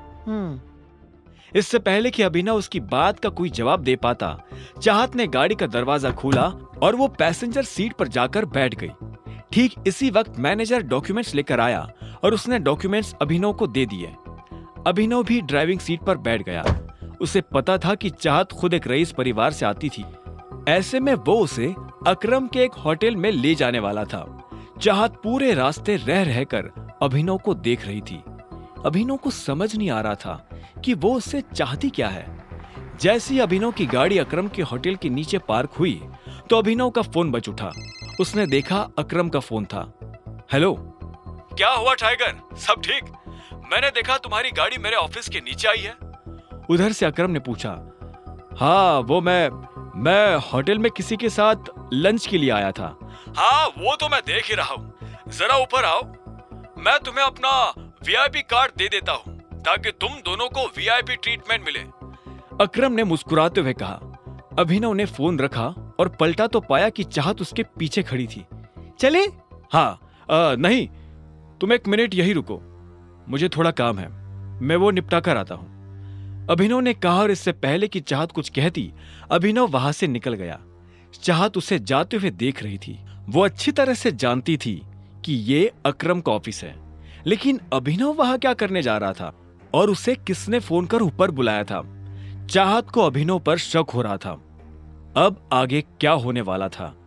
उधर जब चाहत को अभिनव के ऊपर शक हो रहा था, तब इधर अभिनव भी अकरम के कैबिन में पहुंच चुका था।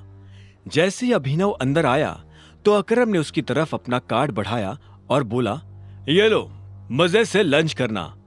थैंक यू, अभिनव ने मुस्कुराते हुए कहा और अकरम के कैबिन से बाहर निकल गया। वो नीचे आया और उसकी आंखें चाहत को ढूंढने लगी। उसने देखा कि चाहत होटल के बाहर शेड में खड़ी थी।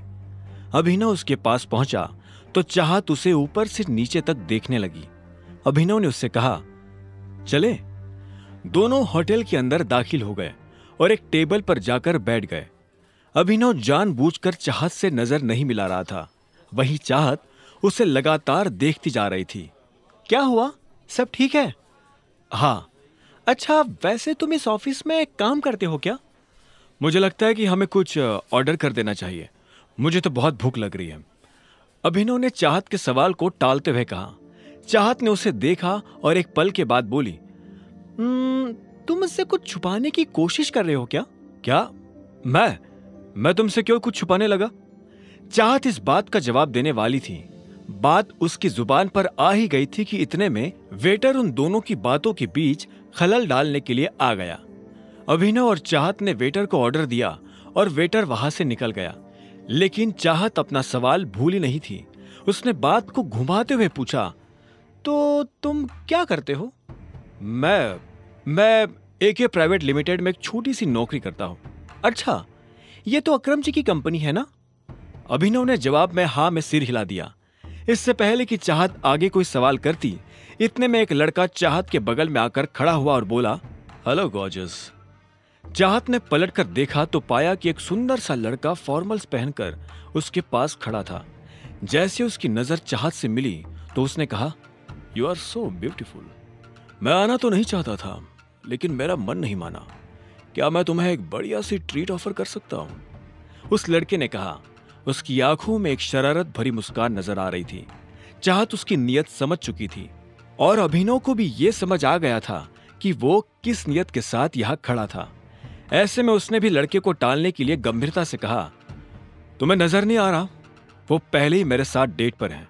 उस आदमी ने अभिनव की तरफ देखा और बोला, ओह अच्छा, मुझे तो लगा कि तुम इसके छोटे भाई हो।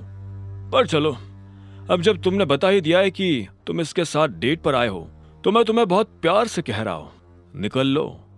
यह सुनकर अभिनव को बुरा लगा, लेकिन उसने कुछ नहीं कहा। तुम इतनी सुंदर हो, तुम्हें देखकर लगता है कि तुम किसी वेल टू डू फैमिली से आती हो। डोंट माइंड, लेकिन तुम्हें इस तरह के लड़कों के साथ डेट पर नहीं आना चाहिए। Standard is important, right? तुझसे किसी ने कहा ज्ञान देने को? अभिनव ने बीच में आते हुए कहा। उस लड़के ने अभिनव को घूरते हुए देखा और फिर से चाहत की तरफ देखकर बोला, तुम प्लीज मेरे साथ आओ, ट्रस्ट मी, मैं तुम्हें कोई प्रॉब्लम नहीं होने दूंगा। तो इतने में अभिनव अपनी जगह पर खड़ा हुआ और उसने उस लड़के का कॉलर पकड़ लिया। अरे ये क्या हो रहा है? अरे ये क्या कर रहे हो? छोड़ो उसे। हर कोई अभिनव की इस हरकत को देखकर हैरान हो गया। अभिनव को भी एहसास हुआ कि उसने लड़के को कुछ ज्यादा ही पीट दिया था। ऐसे में उसने हाफते हुए उसे छोड़ दिया। वो लड़का खड़े रहने लायक भी नहीं बचा था। अभिनव को जब होश आया तो उसने उस लड़के को ऊपर से नीचे तक देखा तो उसे बहुत बुरा लगा। वो ऐसा कुछ करना नहीं चाहता था, लेकिन अगर वो ये नहीं करता तो वो लड़का चाहत को परेशान करता रहता। अभिनव पलटा और चाहत को देखने लगा। चाहत दूर खड़ी होकर मुस्कुरा रही थी। उसकी मुस्कान में अभिनव को एक तरह की शांति नजर आ रही थी। अब उसे डर नहीं लग रहा था। तभी अभिनव के कंधे पर पीछे से एक हाथ आया और उसने अभिनव के कंधे को कसकर पकड़ लिया। अभिनव ने पलटकर देखा तो पाया कि वही लड़का उसे मारने के लिए खड़ा था, पर इससे पहले कि वो अभिनव पर हाथ उठाता, अभिनव ने उसे कोहनी से झटका दिया और वो नीचे गिर गया। हर कोई अभिनव के फोटो खींच रहे थे, उसकी वीडियो बना रहे थे। अभिनव को यह देख अच्छा नहीं लग रहा था। उसे ये सब अजीब लग रहा था। वो यहां से निकल जाना चाहता था, पर इससे पहले कि वो निकल पाता, इतने में पीछे से आवाज आई, क्या हो रहा है यहाँ? ये कोई मछली बाजार नहीं है, एक रेप्यूटेड होटल है। यह आवाज और किसी की नहीं बल्कि होटल के मैनेजर की थी। तुम्हारी हिम्मत कैसे हुई हमारे VIP कस्टमर के ऊपर हाथ उठाने की? क्योंकि इस आदमी ने हम लोगों को परेशान किया।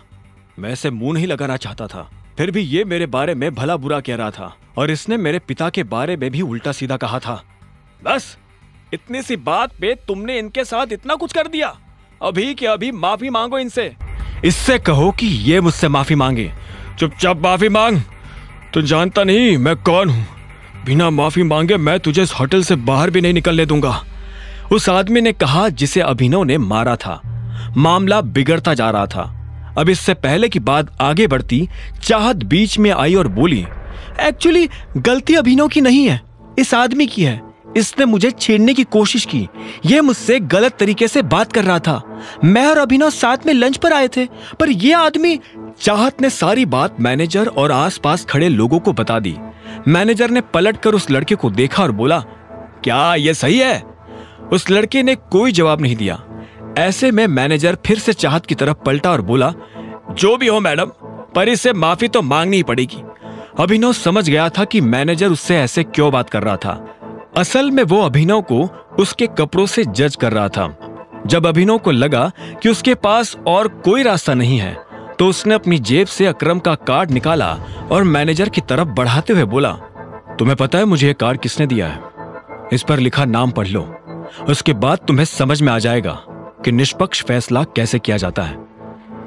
हाँ, यह सही कह रहा है। भीड़ में से किसी ने अभिनव की बात का समर्थन करते हुए कहा। मैनेजर ने अभिनव से कार्ड लिया और उसे ध्यान से देखने लगा। जैसे उसने कार्ड पर लिखा नाम पढ़ा तो उसकी आंखें फटी की फटी रह गई।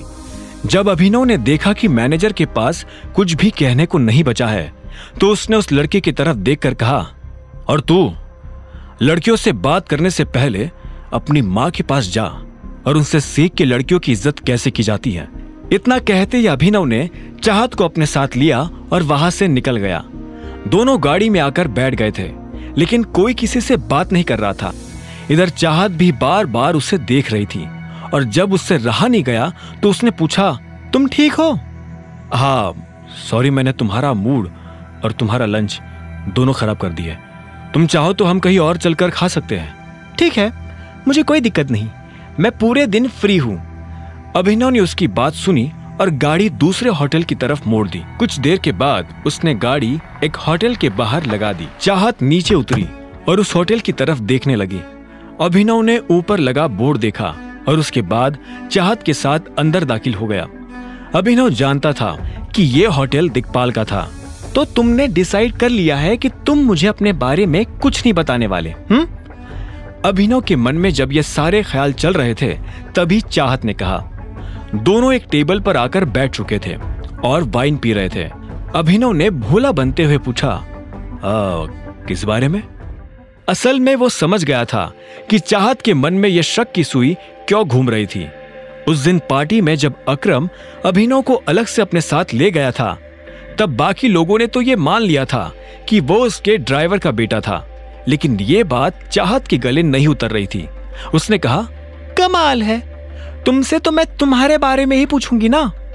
मेरे बारे में मेरे पास बताने लायक कुछ नहीं है, अभिनव ने कहा और चाहत से बचने के लिए इधर उधर देखने लगा। तभी उसकी नजर कुछ लोगों पर पड़ी जो आपस में काफी गंभीर बातें कर रहे थे। उनमें से एक आदमी ने कहा, इस टाइम दिक्पाल बॉस का डंका सिर्फ गुड़गांव में ही नहीं, पूरे इंडिया में बज रहा है। हाँ, मार्केट से जैसे ही टाइगर गायब हुआ, वैसे ही टाइगर का नाम भी गायब हो गया। यह सुनते ही अभिनव पलटकर उस आदमी को देखने लगा जो ये बात कर रहा था। उसे समझ नहीं आ रहा था कि आखिर वो टाइगर के बारे में इस तरह की बातें क्यों कर रहे थे। बताओ ना अभिनव, तुम मुझसे क्या छुपा रहे हो? चाहत ने पूछा। तभी उन लोगों में से एक ने कहा, नहीं, टाइगर अभी गया नहीं, टाइगर जिंदा है और वो जल्द ही लौट कर आएगा। मैंने तुमसे कहा था ना जॉनी, इतनी मत पिया करो कि संभली ना जाए। कुछ भी बकवास कर रहे हो।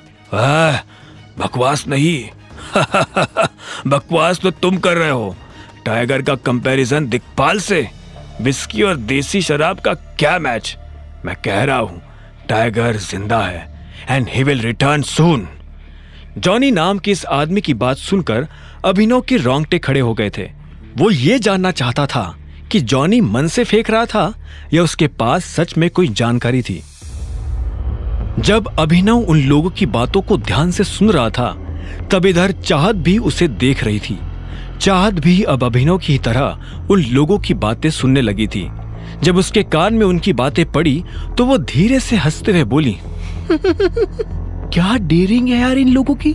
दिक्पाल की होटल में बैठकर टाइगर की बातें कर रहे हैं। या तो इन्हें शराब चढ़ गई है या फिर सच में इनमें बहुत हिम्मत है। इतना कहकर चाहत फिर से अपनी कुर्सी पर आराम से बैठ गई थी, लेकिन अभिनव अभी भी उनकी बातें सुन रहा था।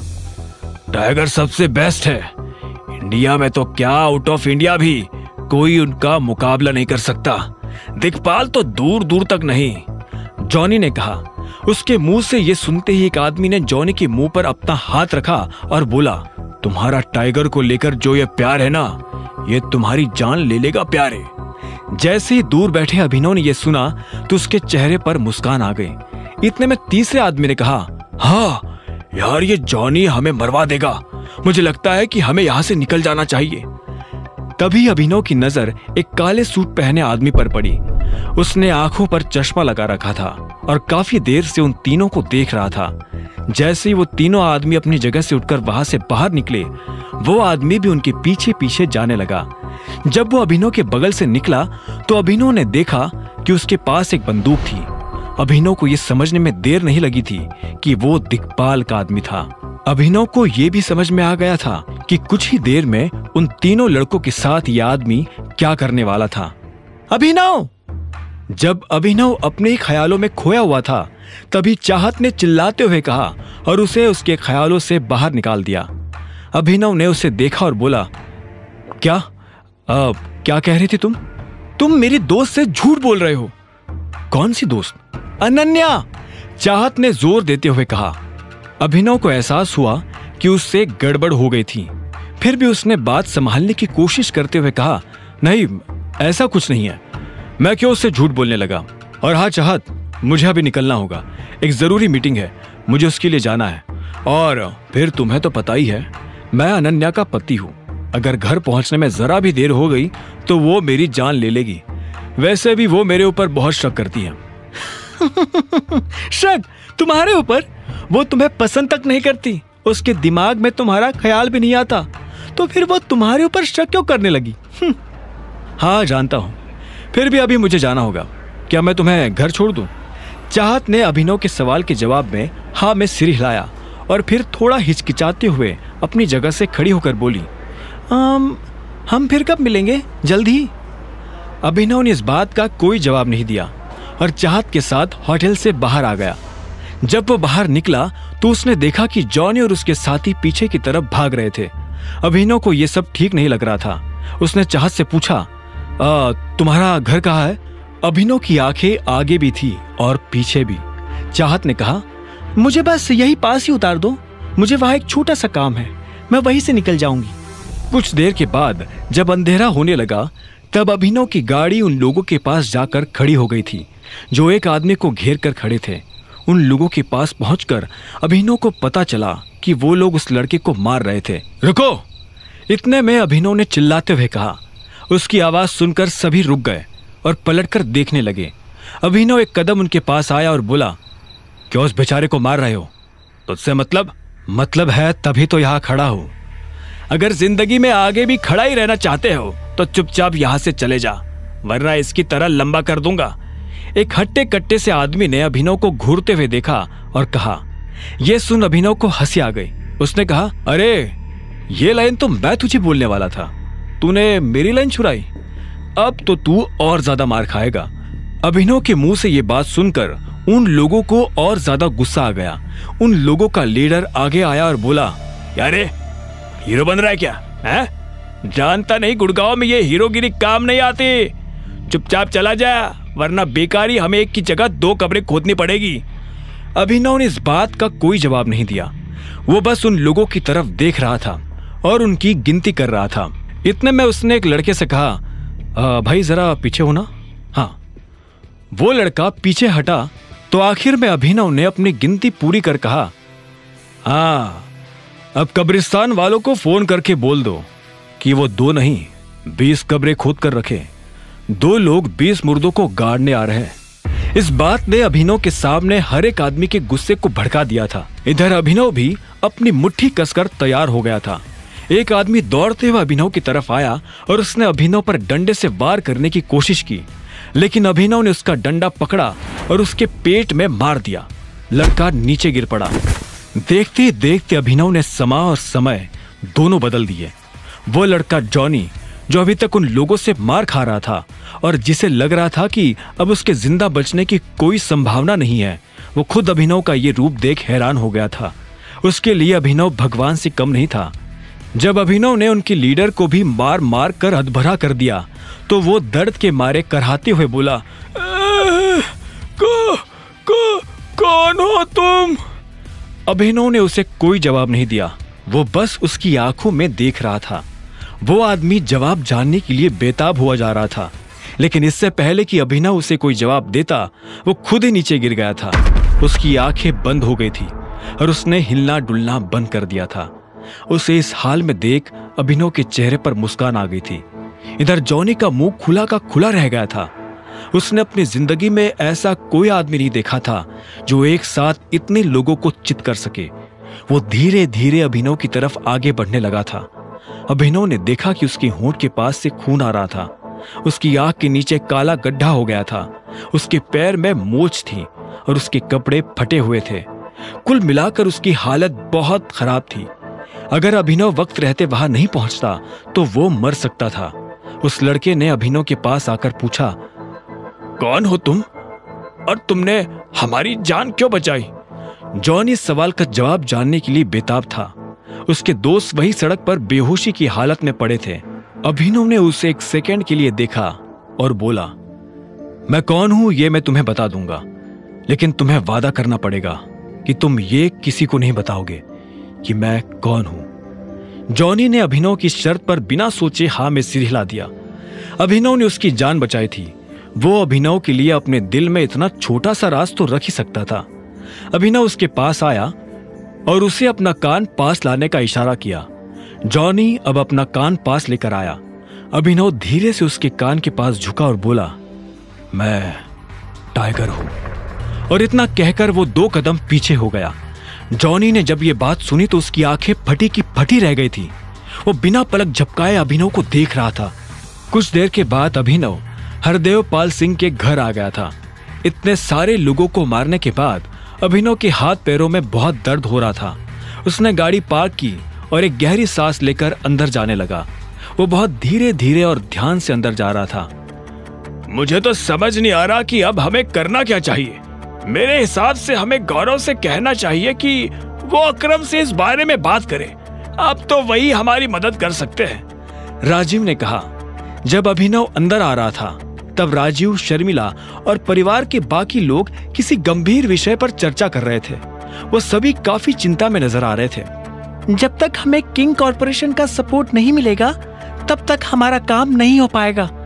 मुझे लगता है हमें फॉक्स ग्रीन होल्डिंग से सपोर्ट लेना चाहिए। शर्मिला ने भी अपनी तरफ से सुझाव देते हुए कहा, मम्मा अब कैसी बातें कर रही हो? ये दोनों कंपनी टाइगर चलाता है और हम जैसे लोग टाइगर से सीधा जाकर नहीं मिल सकते हैं। आज तक जब उसे किसी ने देखा ही नहीं तो हम कैसे उससे मिल पाएंगे? अनन्या ने कहा। यह सुनकर शर्मिला बोली, शायद चिराग इस काम में हमारी मदद कर सकता है।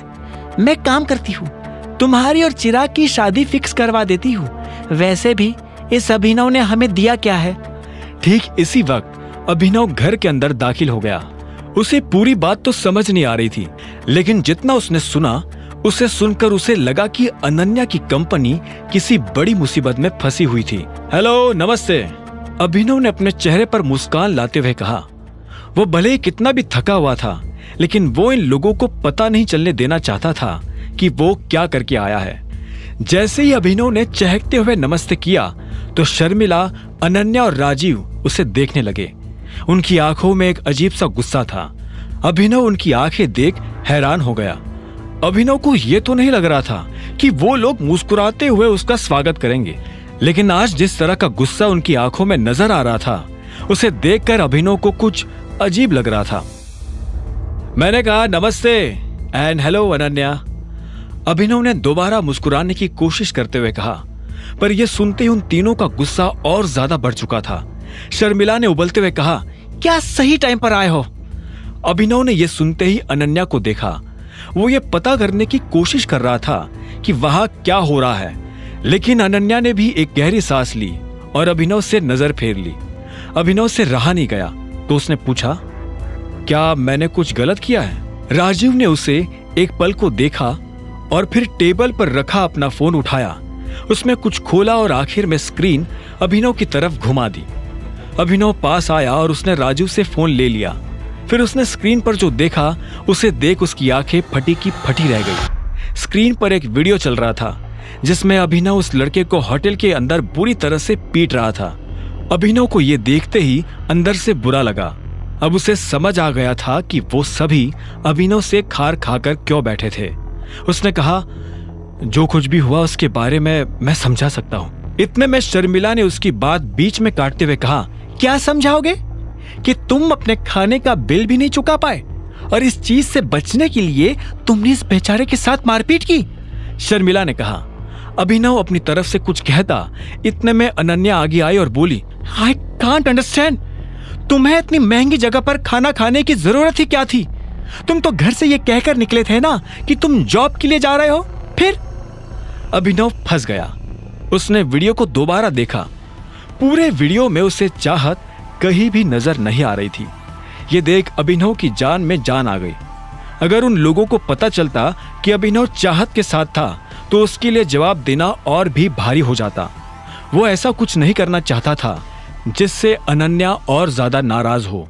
हमने तुम्हें इसलिए तो अपने घर में जगह नहीं दी थी कि बाहर जाकर तुम हमारे परिवार की सरे बाजार इज्जत उछालो। जब बाकी दोनों महिलाओं ने अपनी बात कह दी तो राजीव से भी नहीं रहा गया और उसने भी अभिनव को सुनाना शुरू कर दिया।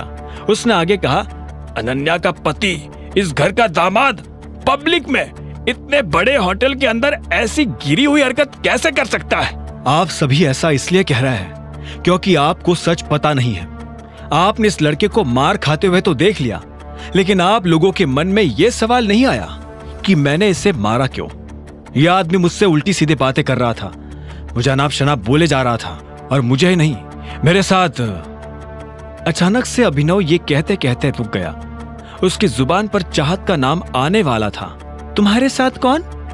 अनन्या ने अभिनव की बात पकड़ते हुए पूछा और जवाब के लिए अभिनव की आंखों में देखने लगी। अभिनव चाहता था कि अनन्या अपनी नजर उससे दूर हटा ले, लेकिन वो ऐसा नहीं कर रही थी। ये वीडियो पूरे देश में वायरल हो गया है, अब तुम क्या करोगे? आई एम सॉरी, लेकिन इस लड़के के साथ जो हुआ असल में इसके साथ वही होना चाहिए था। यह सुनते ही शर्मिला गुस्से में आग बबूला हो गई। वो गुस्से में अभिनव की तरफ बढ़ने लगी। उसका मन तो कर रहा था कि वो अभिनव को थप्पड़ मार दे, लेकिन अपने आप को रोकते हुए उसने कहा, जब हम तुमसे तमीज से बात कर रहे हैं तो तुम भी तमीज से बात करो। परिवार की नाक कटाने के बाद कह रहे हो कि ये जो तुमने किया वो सही किया, और तुम्हें क्या लगा तुम्हारे ऐसे बोलने से हम तुम्हें गले लगाएंगे, शाबाशी देंगे? ना तुम्हारे पास कोई नौकरी है, ना तुम इस परिवार की मदद करना चाहते हो, तो कम से कम भगवान के लिए ऐसा कुछ तो मत करो जिससे इस परिवार को नीचा देखना पड़े। शर्मिला, शांत हो जाओ।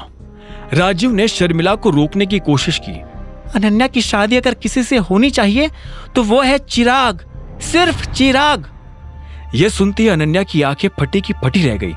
उसने शर्मिला को देखा और बोली, मम्मा, मैं चिराग से शादी करने के लिए कब एग्री हुई? तुम्हारे एग्री होने की मुझे जरूरत भी नहीं है। मैं तुम्हारी माँ हूँ और मुझे पता है what is best for you. इसके साथ रहोगी तो जिंदगी भर तकलीफ ही तकलीफ देखोगी, और फिर तुम्हें अपनी कंपनी के लिए भी मदद चाहिए ना। चिराग के अलावा तुम्हारी कंपनी को फिर से खड़ा करने में कोई तुम्हारी मदद नहीं कर सकता है। इस पर अनन्या ने कहा, मम्मा ऐसा नहीं है, मैं खुद अकरम सर से बात करूंगी, वो मेरी हेल्प कर सकते हैं। मैं चिराग से शादी नहीं करना चाहती हूँ। तो क्या तुम जिंदगी भर इस आदमी के साथ रहोगी? हाँ बताओ। शर्मिला ने पूछा। नहीं, मैं इन दोनों में से किसी के साथ नहीं रहना चाहती हूँ। अनन्या ने अकड़ के साथ जवाब दिया। तुम्हें अकरम की अकरम सर की मदद किस चीज के लिए चाहिए? अभिनव ने माँ और बेटी की बातों के बीच में आकर पूछा। शर्मिला क्या कह रही थी उससे अभिनव को मतलब नहीं था, लेकिन अकरम का नाम सुनकर वो समझ गया था कि वो अनन्या की मदद कर सकता है। जैसे अभिनव ने इतना कहा तो अनन्या और शर्मिला अभिनव को देखने लगे, लेकिन दोनों ने उसे जवाब नहीं दिया। इतने में राजीव बोला, अनन्या को अपनी कंपनी को फिर से खड़ा करने के लिए कुछ पैसों की जरूरत है। इसके जितने भी शेयर होल्डर्स थे उन्होंने अपने हाथ पीछे खींच लिए हैं। अरे तुम क्यों ये सब इससे बताकर अपना टाइम वेस्ट कर रहे हो? इस प्रॉब्लम में ये क्या कर लेगा? जाकर उन शेयर होल्डर्स की भी वैसे ही पिटाई करेगा जैसे उस लड़के की कर रहा था। शर्मिला ने अभिनव को और सुनाते हुए कहा और आगे बोली, तुम मेरी बेटी का पति बनकर ज्यादा दिन तक नहीं रहने वाले हो। अगर इसने चिराग से शादी नहीं की तो मैं इसके लिए उससे भी बढ़िया लड़का लेकर आऊंगी, पर यू नेवर। इतना कहकर शर्मिला अपने कमरे में चली गई। राजीव ने भी फोन उठाया और अंदर चला गया। उन दोनों के जाते ही अभिनव ने एक गहरी सांस ली और अनन्या की तरफ देखते हुए बोला, तुम्हें कितने पैसों की जरूरत है? एके लिमिटेड के साथ पार्टनरशिप की जा सकती है, लेकिन अकरम सर कभी इस चीज के लिए राजी नहीं होंगे क्योंकि इसमें उनका कोई फायदा नहीं है। अनन्या ने ठंडे सुर में कहा। उसकी नजर में अभिनव इस दुनिया का आखिरी इंसान था जिससे वो इस बारे में बात करना चाहती हो। अभिनव ने धीरे से कहा, ठीक है, मैं तुम्हारी मदद करूंगा। अनन्या ने यह सुनते उसे ध्यान से देखा और बोली, तुमसे एक चीज शेयर करूं? I hate you. और आज जो तुम करके आए हो ना, उसके बाद तो I hate you a lot. अगर तुम ये सोच रहे हो कि ये मदद नाम का लॉलीपॉप मेरे हाथ में पकड़ाकर तुम मेरी नजर में सही साबित हो जाओगे तो तुम गलत हो। तुम अपने पैसों से एक सूट तो खरीद नहीं सकते, मेरी क्या मदद करोगे? फिर भी if you want to help me then please get out of my life right now. Ananya मेरी बात तो सुनो। अगर एक बार और मेरा नाम लिया तो मैं पुलिस बुला लूंगी। इतना कहकर अनन्या ने गुस्से में अपना फोन उठाया और अपने कमरे की तरफ बढ़ने लगी। अभिनव को समझ नहीं आ रहा था कि वो कैसे अनन्या को समझाए। उसने गहरी सांस ली और हिम्मत करके उसके पीछे जाने लगा। उसने कहा, मैं मजाक नहीं कर रहा हूं। तुम जिस प्रॉब्लम से डील कर रही हो उसमें मैं तुम्हारी मदद कर सकता हूं। यह सुनते ही अनन्या ने चिल्लाते हुए कहा, बकवास करना बंद करो अभिनव, इनफ। तुम कुछ नहीं कर सकते हो। Ananya trust me, I have a job. मैं अकरम सर की कंपनी में मैनेजर की पोस्ट पर काम कर रहा हूं, अभिनव ने आखिर में कहा। यह सुनते ही अनन्या को हंसी आ गई और वो बोली, ओह अच्छा, तो तुम्हें क्या लगता है कि तुम्हारी पोजीशन परमानेंट है? हो सकता है कि आज अकरम सर तुम्हारे ऊपर तरस खा रहे हो, लेकिन कल वो तुम्हें लात मारकर बाहर भी कर सकते हैं। तुम और तुम्हारे जैसे हजारों लोग उसके लिए कुछ भी नहीं है, समझे? इतना लताड़ने के बाद अनन्या अपने कमरे में गई और दरवाजा बंद कर दिया। अभिनव फिर से उसके कमरे के बाहर खड़ा का खड़ा रह गया था। तभी उसके फोन पर एक मैसेज आया। अभिनव ने फोन खोलकर देखा तो पाया ये मैसेज उसके क्लासमेट हरीश का था। वही हरीश जो उसके साथ डिलीवरी कंपनी में जॉब करता था। उस मैसेज में लिखा था, कल शाम को रीयूनियन है, दिए हुए पते पर टाइम से पहुंच जाना। अभिनव जब कॉलेज में पढ़ता था तो सब उसकी गरीबी का मजाक उड़ाते थे। इतने में उसका फोन बज उठा। उसने देखा कि अकरम का फोन था। हेलो टाइगर, मेरी जेनी से बात हो गई थी। तुमने जो कहा है वो हो जाएगा। साथ ही तुम्हारा जो वीडियो इंटरनेट पर वायरल हो रहा है, मैंने उससे हटवाने के लिए बात कर ली है। अभी थोड़ी देर में वीडियो सभी जगह से गायब हो जाएगा। थैंक यू अकरम। और हाँ, मैंने अपना मन बदल लिया है। मुझे तुम मैनेजर से नीचे वाली कोई पोस्ट देना। क्या? अकरम, असल में मुझे तुम्हारी मदद की जरूरत है। अनन्या किसी प्रॉब्लम में फंसी हुई है और तुम ही उसे निकाल सकते हो। मैं यह भी नहीं चाहता हूं कि अनन्या और उसके परिवार को पता चले कि मैं कौन हूं। तो मैं उन्हें कह दूंगा कि मैंने अपनी मैनेजर की पोजीशन अकरम को मनाने के लिए कॉम्प्रोमाइज किया है और साथ ही उनसे कहा है कि वो चाहे तो कुछ वक्त तक मुझे कम सैलरी भी दे सकते हैं। क्या बात है, बहुत बढ़िया। इससे तुम्हारा काम भी हो जाएगा और पहचान भी छुपी रहेगी। हाँ, अच्छा, और एक चीज, अभी कुछ दिनों में एक ऑक्शन होने वाला है। अलाइना भी वहां आने वाली है। उससे मिलने का इससे बढ़िया मौका तुम्हें नहीं मिलेगा। अकरम से बात करने के बाद अभिनव सो चुका था। अगली सुबह कब आई उसे पता ही नहीं चला। जब वो नौकरों के कमरे से बाहर निकल कर आया तो उसकी नजर सीधी अनन्या से मिली। अनन्या, नाश्ता रेडी है। इतने में शर्मिला की आवाज आई। अनन्या की नजर अभिनव से मिली, लेकिन वो उसे बिना कोई इशारा दिए वहां से निकल गई। अभिनव अपनी जगह पर खड़ा का खड़ा रह गया था। तभी उसे एक भारी सी आवाज सुनाई दी। तुम्हें क्या अलग से निमंत्रण देना पड़ेगा? यह आवाज और किसी की नहीं बल्कि हरदेव पाल सिंह की थी। वो नाश्ता करने के लिए पहले ही टेबल पर आकर बैठ गए थे। अभिनव हिचकते हुए उनकी तरफ बढ़ा और बोला, गुड मॉर्निंग।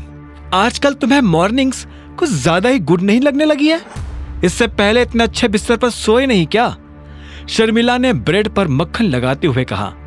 हरदेव ने अभिनव को बैठने का इशारा किया और अभिनव अनन्या के बगल वाली कुर्सी खींचकर उस पर बैठ गया। नाश्ते के लिए थैंक यू, अभिनव ने दिल से कहा। अनन्या, कल रात अभिनव कहाँ सोया था? इतने में हरदेव ने अनन्या की तरफ देखते हुए पूछा। अनन्या इस सवाल को सुनकर सक पका गई, लेकिन उसने अपना सिर नीचे रखा और कंधे उचकाते हुए बोली, मुझे नहीं पता। हरदेव ने आगे कहा, अनन्या, जो 2 कंपनीज तुम्हारे अंडर चल रही है उन्हें मैं सनी को दे रहा हूं। तुम अब आगे सिर्फ वही कंपनी संभालोगी जो तुम्हें विरासत में मिली थी, उसके अलावा कुछ नहीं।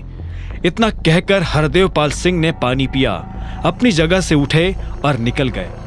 अनन्या की आंखें आंसुओं से भर आई थी। शर्मिला को भी गुस्सा आया और उसने उबलते हुए कहा, नहीं, वो इस तरह से मेरी बेटी से सब कुछ नहीं छीन सकते। वो मेरी बेटी के साथ इस जैसे आदमी से शादी कराने की जबरदस्ती नहीं कर सकते। मेरी बच्ची, बेचारी मेरी बच्ची का क्या होगा? इस फक्कड़ के साथ रहकर वो क्या खाएगी, कैसे रहेगी? अभिनव जानता था कि शर्मिला बहुत बड़ा चढ़ाकर बोल रही है। उसने धीरे से कहा, मैं उसका और अपना दोनों का ध्यान रख सकता हूं। मैंने अकरम सर से भी बात की है, वो तुम्हारी मदद करने के लिए तैयार है। बदले में उन्होंने मुझसे कहा कि मुझे मैनेजर की पोस्ट छोड़नी पड़ेगी। झूठ मत बोलो अभिनव, शर्मिला ने तुरंत कहा। 1 सेकंड शर्मिला, अभिनव, तुम्हारा मतलब है कि तुम्हें अकरम की कंपनी में नौकरी मिल गई थी? राजीव के सवाल के जवाब में अभिनव ने हाँ में सिर हिला दिया। शर्मिला ने कहा, मैं मान ही नहीं सकती। उधर अनन्या अभी भी रोए जा रही थी। उसने अपने आंसू पोंछे और धीरे से शर्मिला को बोली, अभिनव के पापा अकरम सर के ड्राइवर थे। हालांकि अनन्या को यह कहते हुए भी डाउट था कि अभिनव उसकी मदद कर पाता या नहीं। इस खबर को सुनकर राजू और शर्मिला हैरान हो गए और एक साथ बोले, अकरम इस लड़के को जानते हैं? अकरम इस लड़के को जानते हैं? अनन्या ने हाँ में सिर हिला दिया। वो दोनों खुले मुंह के साथ अभिनव को देख रहे थे। उसने अभिनव से कोई बात नहीं की और अपनी गाड़ी लेकर निकल गई। इधर अभिनव को भी देर हो रही थी, उसे रियूनियन के लिए जाना था। जैसे ही अभिनव होटल के दरवाजे पर पहुंचा तो उसने देखा कि हरीश कामिनी नाम के एक लड़की के साथ बाहर आ रहा था। कामिनी कॉलेज में उन लड़कियों की लीडर हुआ करती थी जो अभिनव और उसके जैसे बाकी लोगों को बुली करते थे। जैसे उसकी नजर अभिनव से मिली तो उसने कहा, ओह, देखो तो कौन आया है, अभिनव। हेलो, अभिनव ने कहा। कामिनी ऊपर से नीचे तक उसके सूट को देख रही थी। इतने में हरीश ने कहा, बहुत बढ़िया सूट पहना हुआ है। मुझे तो लगा था कि तुम आओगे ही नहीं, क्योंकि डिलीवरी वालों का टाइम फिक्स नहीं होता ना, उन्हें कभी भी डिलीवरी के लिए बुला लेते हैं। क्या ये डिलीवरी बॉय है? कामिनी ने हैरान होते हुए कहा। तुम्हें नहीं पता था? नहीं यार, मैं तो अमेरिका में थी ना, तो मुझे कैसे पता होता। तो अभिनव, तुम क्या यहाँ अपना काम डिच करके आए हो? नहीं, मैं अब डिलीवरी बॉय नहीं हूँ, मैं ऑफिस में जॉब करता हूँ। ये सुनते ही हरीश जोर जोर से हंसने लगा और बोला, अरे हाँ, इसने तो अनन्या सिंह को फंसाकर उससे शादी की है ना, अब अपनी बीवी के ऑफिस में काम कर रहा होगा। ये कहते ही कामिनी और हरीश जोर जोर से हंसने लगे। अभिनव को उन दोनों की शक्ल देख गुस्सा आ रहा था। उधर जब अभिनव को गुस्सा आ रहा था तब इधर वही हट्टा कट्टा सा आदमी हाथ में सिगार लिए अपने सेक्रेटरी के पास खड़ा था। उस आदमी ने पूछा, टाइगर दिखता कैसा है, कुछ पता चला? हम वही पता करने की कोशिश कर रहे हैं सर। मुझे 1 हफ्ते में उसकी सारी डिटेल्स चाहिए। हमारे जासूस से कहो कि जरा जल्दी काम करना शुरू करे। इतना कहकर उस आदमी ने सिगार का कश लिया और खिड़की से बाहर धुआं उड़ा दिया। आगे की कहानी जानने के लिए देखें अगला एपिसोड सिर्फ पॉकेट एफएम के यूट्यूब चैनल पर, और द रिटर्न ऑफ टाइगर के सारे एपिसोड्स को सुनने के लिए डिस्क्रिप्शन में दी लिंक से डाउनलोड करें पॉकेट एफएम ऐप।